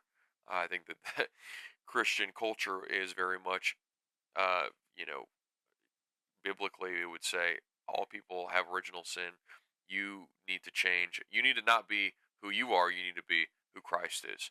Um, but both sides need to say that to their own audience, in my opinion, which is Andrew Wilson for men, Tommy Loren for women, and they should be examples of that. And I think both are actually not very great examples of how to do that. How to be for Tommy Loren, how to be a submissive woman that is respectful of leadership, that is loves the Lord through her submission to a husband and stuff like that. I'm not saying that she's unfaithful or that she's completely unsubmissive. I have no idea in her marriage or whatever, but she does promote a little bit more feminist ideals, whether she thinks so or not, about being rebellious about stuff like that. I think she's a little yeah, whatever, but and then I think for Andrew Wilson for men, he's calling out these issues, but he's not. He seems to continually have this thing where he's not moving men to be different, to be changed, and I respect Andrew Wilson's personal life. We talked about this last time, but that he married someone. What he's saying is not even lining up with his own lifestyle because he marries someone that marries a woman that had kids previously and had a marriage previously and was divorced. And I think those were the reasons behind that and the history behind that. First of all, it's between her and God. I think I think that her reasons were justified and stuff like that. But um, God redeems those past mistakes, and he lives his own relationship with his wife demonstrates that he believes in that. But then his words go against that for men. So I don't. It's weird. It's just a weird thing. I don't understand that. Yeah. Um, I know we touched on the sort of the same. I'm going to have the same sort of contention that I did last time, pretty much. Which is if you look at that clip, what she says is, I want a man that can, be a protector, be a provider, all this sort of stuff. And then she says, but what you have are men who follow people like Andrew Tate. And, last time I brought up, I don't have, first of all, I wouldn't subscribe at all really to a woman needs to talk to other women, a man needs to talk to other men. Um, I think that there are certain ways that you can be more effective if you're a woman talking to other women, but that doesn't mean that you shouldn't in any, moral context or from, any other sense other than if you think you can reach more people because you have the same genitals as them, then, I guess. Um, but she's talking about men in their relationship to women because these are men that follow Andrew Tate, and Andrew Tate's key, what he talks about most, even more than the wealth building stuff, is women. So if you have someone like Andrew Tate who, in her view, even if you disagree with this, which I don't, but if you disagree with like that he teaches men to disrespect women and look at women as just like sex objects, basically, um, that directly does affect women. If the men that are going out to Sure, try to court sure. them now look at them purely as sexual conquests. Um, so I think that that's perfectly within bounds, even on, sort of what you were talking about, where she should stick to more female issues. In my mind, that would be a female issue. Right, right. What? And I'm not saying don't I'm not saying that there's never a overlap or there's never a Sure. I'm not saying that that's wrong in and of itself. I just think that both could do a better job. And I'm more familiar with Andrew Wilson than I am with Tommy Loren. So, but I think both could Definitely. do a better job speaking to where they are personally. They say, listen. even if you agree, say, like on the contrast with Andrew Wilson, even if you agree, all the stuff he's saying about women are true, whatever, as far as their, you know, whatever feminism and all that stuff, then Hmm. you still have to say for men, okay, but you, as a Christian, you still need to be the light in the world, even when no one else is, and Hmm. that's where I feel like he goes wrong in his speaking to men. And in that clip, obviously, I do agree with what you're saying though. She is talking about a women's issue, and men and women's issues, they're kind of like you're saying in a sense universally intertwined. I mean, what affects men affects women and vice versa. So there's not really a getting around that.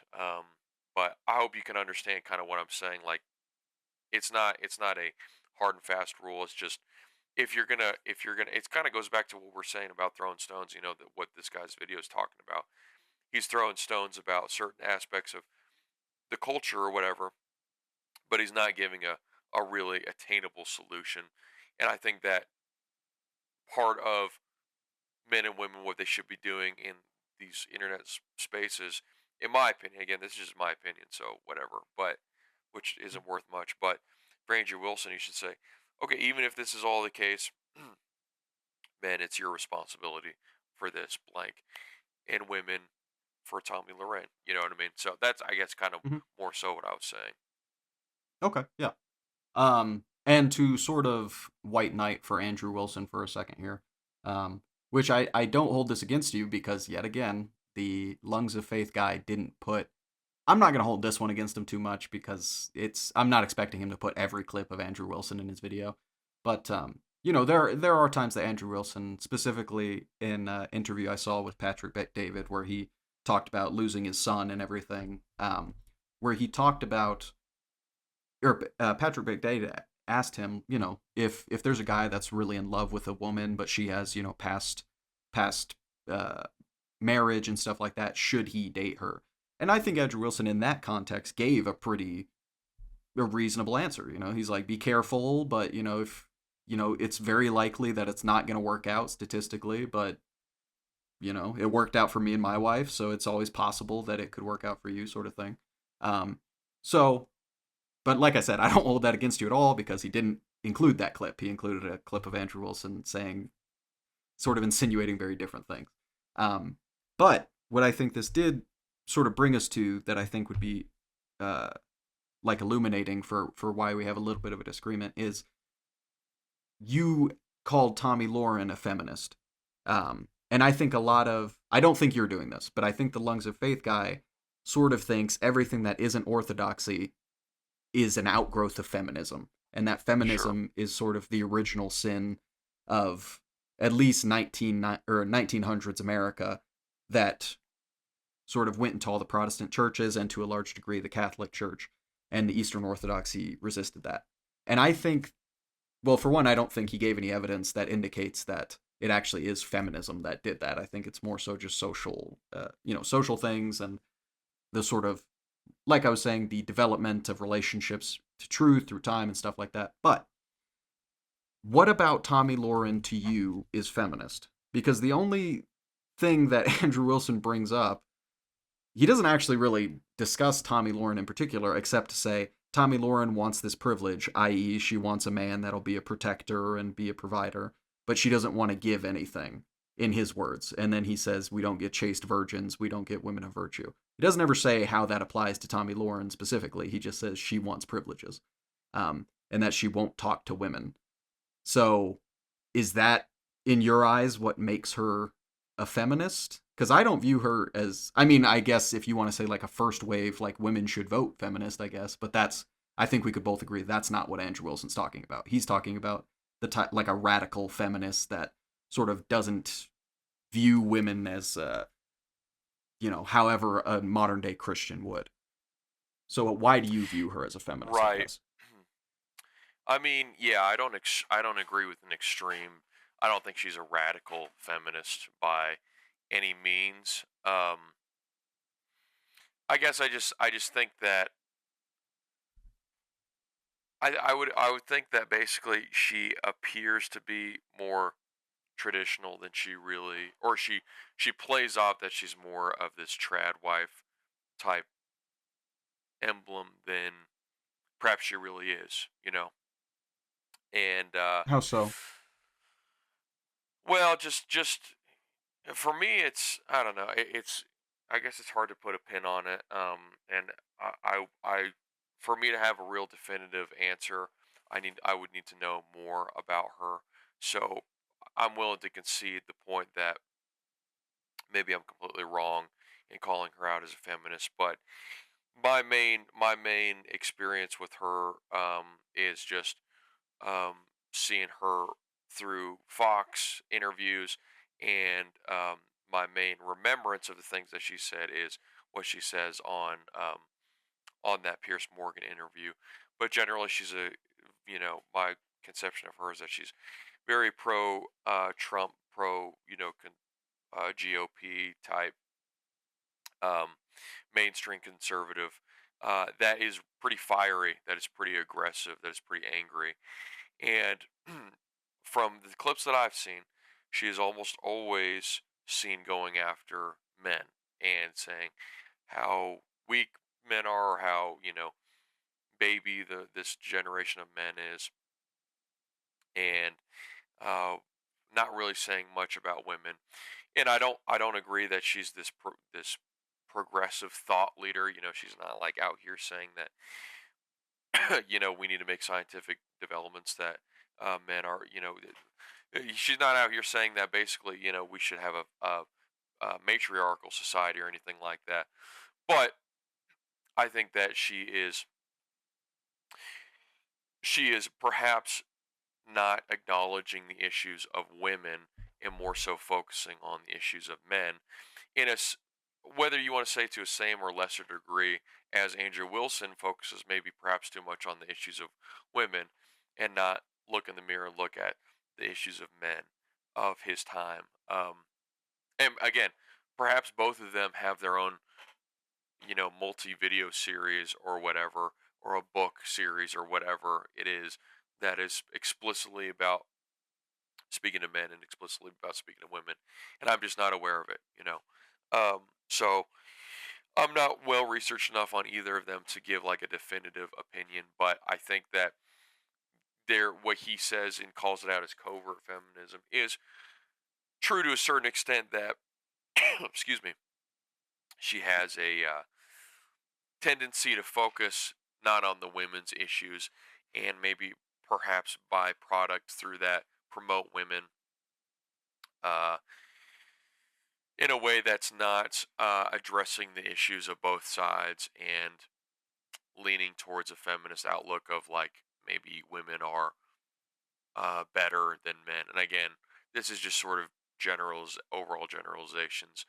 And so in that way, I can see how you could see that she's has a particular feminist influence towards her thoughts, if that kind of makes sense. But that's all very vague. It's all kind of conjecture.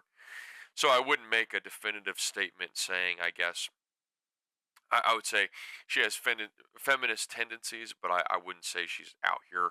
She certainly doesn't identify as, at least to my knowledge, as like a feminist or a feminist thought leader or anything like that.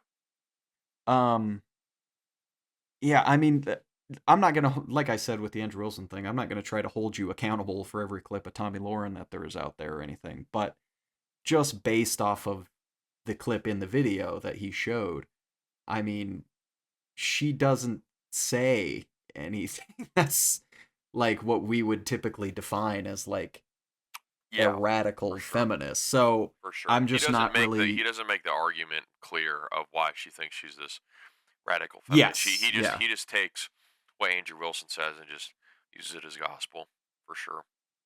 yeah. And I mean the thing about Andrew Wilson too, I think that he also is engaging, like I said with the Lungs of Faith video guy, um, in this isn't what I consider traditional, therefore it's feminism.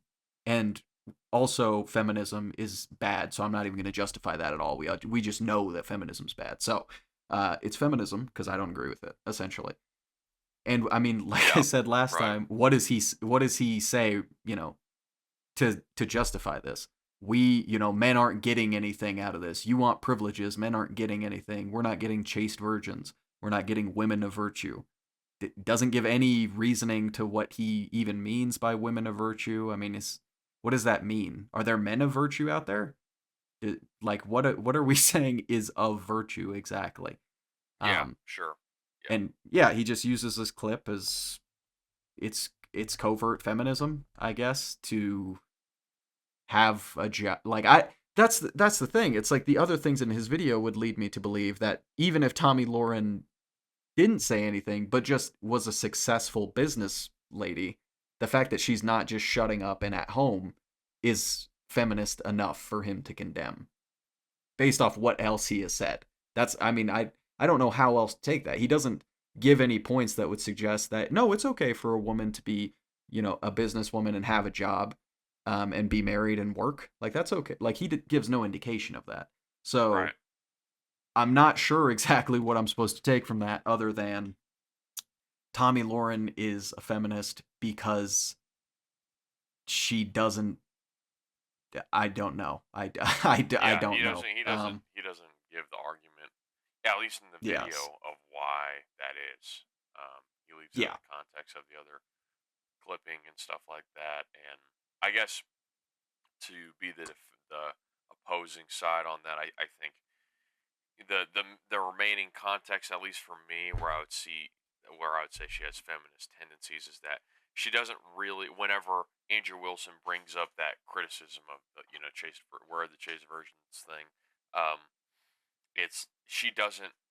To my recall, obviously it wasn't in the video, so it doesn't really matter Yeah. in the point of his context and what he's trying to say. But I think she doesn't really address that. She just kind of like addresses, if I remember right, like his character, or just that you know she thinks that whatever, she just doesn't agree or something. It's not, she doesn't really address the point that he's getting at of like, no, I can see where you're coming from. Like, women need to be virtuous as well, and men need to be virtuous too.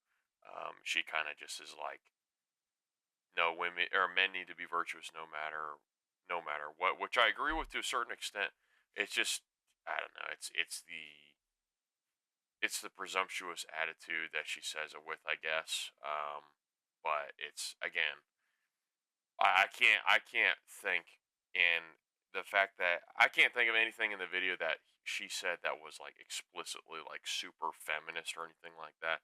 And then obviously, if there was something, then he would have put that in the clip too, but he doesn't.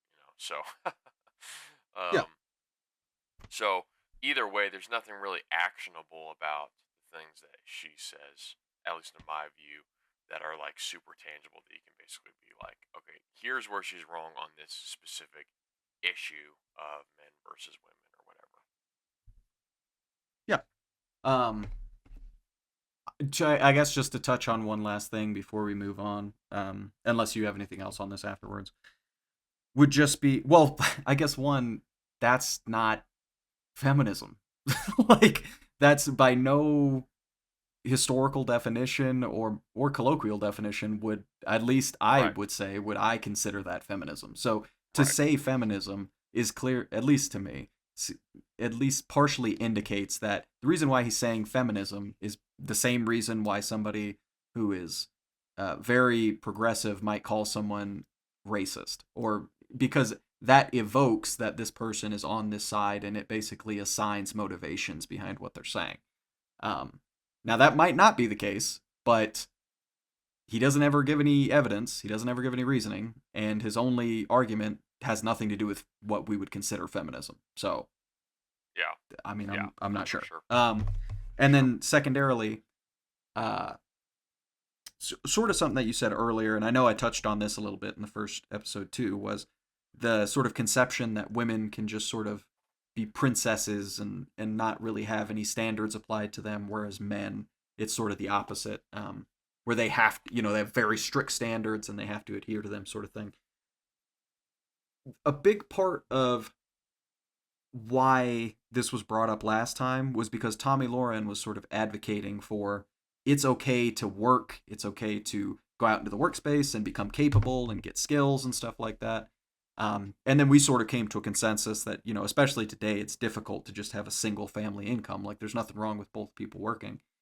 Um, I think that's sort of the opposite message to women. You're just princesses. Just go out and people will take care of you. That's sort of more like an idealized version of like the trad wife thing, which is you can sort of stay at home and your man will go out and he'll take care of you, and all you got to do is just take care of the house. What Tommy Lauren is advocating is more you can go out and get a job and learn skills and stuff like that. So I don't think that that fits the you're a princess sort of motif, that maybe you were Mm. getting in some sense. Yeah, I think I guess the thing that I think is the issue that they're highlighting, or that Andrew Wilson has a problem with, maybe that I would say I agree with in some respect, is that if a woman wants to go out and be whatever, a girl boss and all this stuff, and girl boss all over the place and stuff like that, then she can't she can't have it both ways. She can't expect that, oh, I want my man to provide every single thing, and I don't have to work. I don't have to do any sort of anything. I'm not saying this is facetious. This is oversimplification. I'm not saying that this is exactly what she's advocating for, or saying, or anything like that. But it's like you can't have it both ways necessarily. Like there is like, hey, wives submit to your husbands, but man, that doesn't mean like you have to have one income or whatever. Like that's just sometimes not economically feasible. Sometimes the man gets put out of work and he's looking for a job, and they have to rely on the wife's income. I mean, it's just reality of life sometimes. But I think the problem that you find there is that um, it's incur like, I'm trying to find the words to even put this in, but like there needs to be a balance of roles that men and women both need to understand in whatever, in the relationship that they have, that there are roles that need to be taken care of, and there does need to be a spiritual headship of the man. I think that that's very biblical. And I think, and this is my own experience being married as well, financial stuff can cause your wife to look at you differently, and it can cause your, now that's a fleshly thing. That's not, maybe that's probably not emblematic of everyone's relationship. But uh, I think that there are certain things that can make it easier or more difficult in for a person's relationship to be one where the man has spiritual headship and authority. So I think for the vast majority of people, following a more traditional man is the breadwinner structure, whether it's right or wrong is maybe not the best framing to put it, but maybe it makes it easier culturally. It's kind of like what Andrew Wilson is saying as far as marrying someone that has had kids before. Like statistically, you want to go with what is a better option, which is you're both virgins, and that's going to be your highest rate of success for a marriage. I think the same thing is true with family, in marriage as well, as far as financial. Like you have higher success of making things work, at least in my estimation, when there's some clearly defined roles and boundaries. And I think jobs and finances is one of those areas where there should be roles. And of course, that's dependent on your situation, all that stuff. But it's not a hard and fast rule either. As far as the job thing goes. So anyway, I think going back, I wish I could have a more simple explanation of what I'm trying to say here, because it's hard for me to put into words, and maybe you can help me say what I'm trying to say. But I think that there needs to be roles, and you can't have it both ways. Does that kind of make sense? I think I understand what you're trying to say, but I'm unclear on what the other way is. Because you're saying you can't have it both ways. So what is it that is being, like, what is the other way? So women go out and they work and get a job. just like their husbands, what is the thing that they're not going to be able to get because they did that from their husbands? Right. It's not just that. So it would be like the idea that there's more to it than just the job. It's the leadership. It's the I get to do what I want. It's the matriarchal authority in that, and then they're not submitting to their husbands in any way. So yeah, it's an assumption based on trends as far as a lot of times when women are the primary breadwinners, then they're going to be more of the authoritative, even spiritual or whatever head of the family. And I've seen it play out like that. I've seen it play out like that with women that are not the financial breadwinners. I've seen plenty of men that take a back seat. Um, and don't leave their families even though they earn the money. So it's not a direct one-to-one correlation by any means, but that's kind of what I'm saying is like it carries along inclinations towards a type of feminist outlook of marriage is more so what benefits me in this certain season of life than it is an institution that's made to glorify God and produce society. You know what I mean? And so for society to be stable, then I do agree that there needs to be defined roles.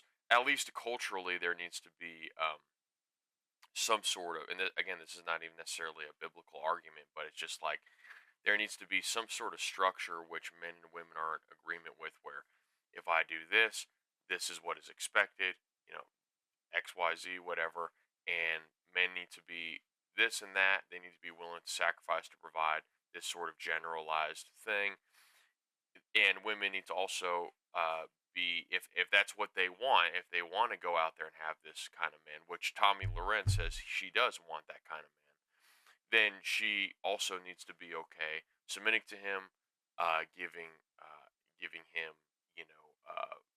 being there for him, all these different things that go along with the submission aspect of the wife, traditionally and biblically. And so, um, again, there should be a little bit more well-defined boundaries of what that is, what that means on both ends. But I think that's generally the idea that he's putting out there that I would say I agree with, if that kind of makes sense. Hmm. Um. Uh. I know it's vague and nebulous, so it's hard to respond to. So you don't have to, you know, Yeah. point by point. Um. So Just in general, I mean, it seems like none of that would be. And I know you said that it's not a direct one to one, but I would go even further as to say that's not really something that can be known at least enough to sort of say that Tommy Lauren is a feminist purely for saying that. Um, like to say that, I guess I will sort of flip it a little bit. Like, you said that, if the wife starts making money or something like that, then it can damage their relationship, and she can look at her husband in a maybe like a worse way than she otherwise would if he was only providing for her. I mean, we won't like personalize this, but I don't think, like, if you asked a bunch of married men, like, do you look down on your wife because you pay for her stuff, because you take care of her? Do you look down on her for that? Um, I don't think that they would say yes. Probably they would say, I love my wife, and it's a privilege to be yeah, able to help provide for sure, them. right. But that, yeah, I mean, that goes back to the um the the way sexuality works between men and women. Women primarily are sexually attracted to men who are going to be able to take care of them, provide for them, um, and that is more of a sexual attraction for women that is unique to them versus a man. There aren't, generally speaking, too many men that are like, oh, she can provide for me, like, oh, that makes me sexually attracted to her. And again, this is a generalization, so I'm not saying every single person is this way, but that's, yeah, a man isn't going to look or shouldn't. I'm not saying that it doesn't happen either in this way, but they're not going to generally look down on their wife. They're going to see it as a privilege and an honor to take care of their wife in that way and to provide for her. But for a woman to, it's just different. It's just a different, because their sexuality is built different. For a woman to provide for a man, it they have a different view on what is sexually attractive.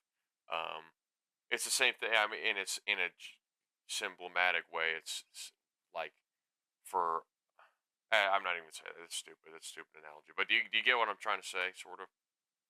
I understand what you mean, but and I mean not to be that guy, but I would need more evidence than pure like I don't necessarily think that what you're saying is just out of this world like crazy in the sense like men and women obviously are different. So I would be completely open to like an argument that men and women find different things attractive. You know, for example, women are much more attracted to relationship like building, whereas men are more comfortable, not more comfortable than not, but more comfortable than women when it comes to one-off sexual experiences. So there is certainly sexual differences between men and women that we know. um, but just being, I'm not talking about being sexually attracted to someone, and I'm also not talking about a woman providing for a man. Remember, we're talking about Tommy Lauren, whose husband also works. What we're If we're talking about the actual example here, it would be two working people. So it would be a wife equally contributing. The argument would have to be that even a wife equally contributing loses respect in her husband or for her husband in some way purely because she's helping.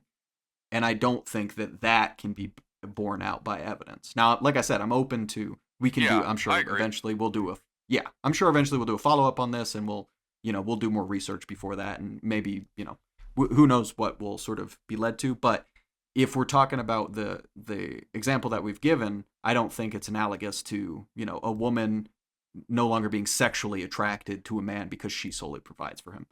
Um, so and like I said again, I'd certainly, even if you did believe that, I don't, again, I don't think that makes Tommy Lauren any kind of feminist. I think this is more orthodox. Just they disagree with us, therefore it's feminist. And like I said, not all Orthodox are like that, but I think Andrew Wilson is very bad about that, and I think Lungs of Faith is very bad about that, at least in his video, um, because they don't give any definition. So, Yeah, and yeah, I I guess agree with that. yeah, we can talk a little bit about, and this can be like our last topic, and then we can wrap up. Um, what is feminism good? You know, we've been talking about his appeals to what, you know, is feminist, which I think we both agree it's like very nebulous what he exactly is meaning. But should is it a good thing that a Christian becomes more feminist? Can a Bible believing, truth believing Christian call themselves a feminist and be consistent? What are your views on feminism in that sense? Yeah, I mean, I don't think it's I certainly don't think I again it's I mean, kind of what you said. It's one of those things that we'd have to more clearly define what feminism is.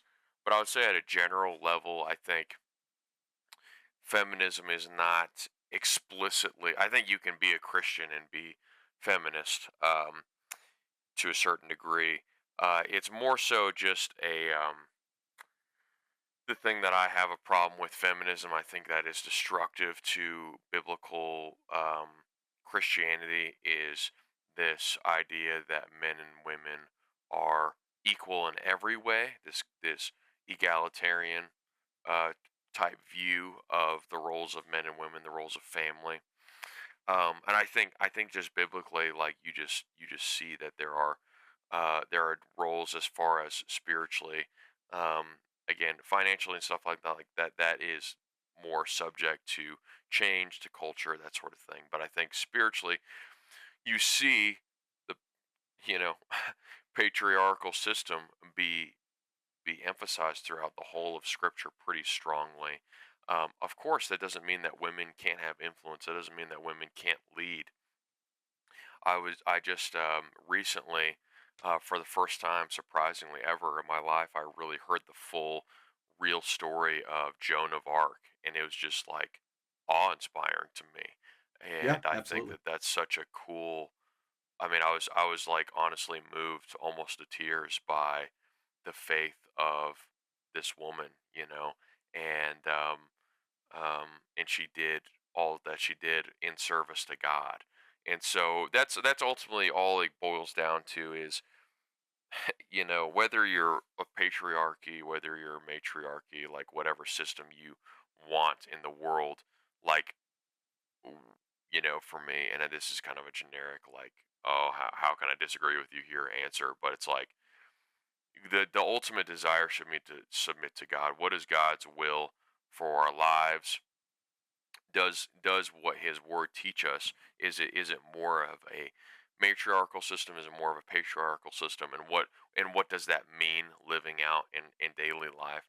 I agree with you that that doesn't necessarily mean that every single woman has to be in the home, uh, not working, not providing at all. Um, Certainly in an economic sense, but I also think that there is a spiritual leadership and authority and headship that the man is specifically designed for. I would think biologically, God designed men to be general, the protectors. Think that men have a duty in society to be protectors of the weak and the innocent in a way that just physically is not something that women are more inclined to. Doesn't mean that they're not capable of it, but obviously a woman defends her, a mother defends her children with her life. But it's more so what men are designed to do, whereas women, both, I think, through the eh, you know what I would say, the biblical view of the family, they're more so supposed to lead the children, and I think they're built personality wise. Again, generalizations here, but they're built personality wise and physically to be um, life giving to children, to be caregivers or natural caregivers, and they excel at that in a way that men just don't, just naturally.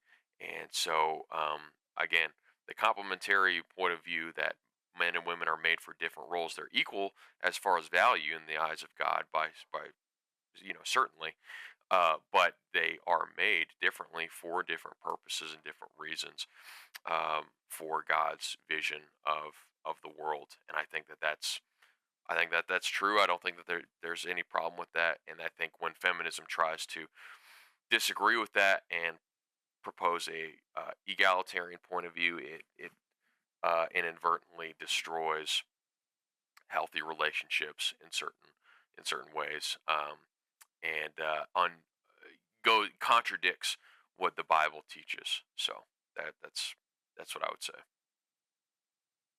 Yeah. I think I would totally agree with how you started that, which is it's gonna entirely come down to our definitions. Um, I mentioned in the first episode that I'm very interested in Stoicism and I would consider myself a follower of Stoicism. But if you define Stoicism as necessarily needing, a pantheon of gods or Zeus or Saturn or whoever, then obviously you can't be a Christian and be a Stoic. But if you define Stoicism by its tenets and that there just needs to be an objective moral lawgiver, then you can be. So the same thing for feminism would apply. If you're going to take a definition of feminism that inherently contradicts Sure. the Christian teaching, then yes. But if you're going to what I think is the more productive view, because we function much more off colloquial definitions than we do off technical ones. If you're going to take the colloquial definition of feminism and the historical one, which is essentially what most feminists would agree on, is especially the first and second wave, was a political movement to get women certain rights. So that would be, the right to vote, the right to own land, the right to, initiate a divorce, all these different rights, to make them, in the eyes of the government, equal to a man. And if that is our definition of feminism, then I certainly think, in the eyes of the government and in the eyes of God, that you can be a feminist and still be a Christian. Absolutely. Um, we're kind of coming to the end of this, so I definitely think we should do just a whole sort of episode on biblical submission, because I think that we would have some disagreement there, but also some agreement, and that I think is a much more scary topic that especially women, can, if they're not told in good faith and stuff like that, can come across very draconian and drive them away from Christianity. Um, but point being, I definitely think you can be a feminist and can be a Christian if your definition of feminism is correct, which I think there are several definitions that can fit with Christianity. Um, Yeah, this certainly. was, sort of described in the Tim Gordon versus Trent Horn debate, where he actually, now that I'm thinking about it, he actually played part of that video in the Lungs of Faith. Actually played part of that video, I guess to sort of dunk on Trent Horn, saying that feminists did good Right, things like getting people right. the right to vote. I guess I Well, guess that's a dunk take this apparently. little clip of Trent Horn, which I disagree with Trent Horn on a lot of stuff. So I'm not like the Trent Horn apologist here, but like takes this completely out of context clip of Trent Horn saying like, "Yeah, I think feminism is good," and it's like, okay, dude, but like, okay, yeah, and I completely agree with you saying. It's like it just depends on the axioms that your idea of feminism is bringing into the Christian faith. Is it changing fundamental things about Christianity? Because even the things that I think some of the strongest feminists do doesn't necessarily change, Christ as Lord or anything like that. Exactly. Yeah. Um, so I would agree with what you're saying there, though. Yeah. Yeah. Um, and it's like I said, I think that that's perfectly reasonable. A big reason why this has sort of come up is because recently there's been a lot of sort of talk about should women have the right to vote, and a lot of conservatives like, well, if you took away the right to vote, then we would be winning because most women vote for liberals, so we should consider doing that, which is not, I don't think the answer to if you're losing an argument is to just, take the other person's tongue, but that is a view that you can have, I suppose. Um, but yeah, so point being, I think a lot of the things, or a lot of the reasons why people view feminism so badly is because the fundamental sort of original axioms of feminism, like we should have the right to vote, we should have the right to do, what men do in certain situations, are just so taken for granted now that really what people identify as feminism is the more radical ideas, because they just sort of accept that everybody thinks that, women shouldn't be second class citizens. But that wasn't always really how things were treated. Um, and I mean, Yeah. it's Exactly. sort of similar to Freud. Like people like to dunk on Freud for a lot of his more crazy ideas, but don't realize that a lot of what Freud sort of talked about and discovered is just taken for granted. So all the stuff he was right about was sort of taken in and just accepted as fact, and now we only look at the crazy stuff and say, "Oh, what an idiot that guy was to to think this thing about people think this about their mothers and stuff." Um, so yeah, I would, I guess, just close in saying that I would, if you consider feminist, you think women should have the right to vote, you think women should have all the rights that men do, and all that, then I would consider myself a feminist.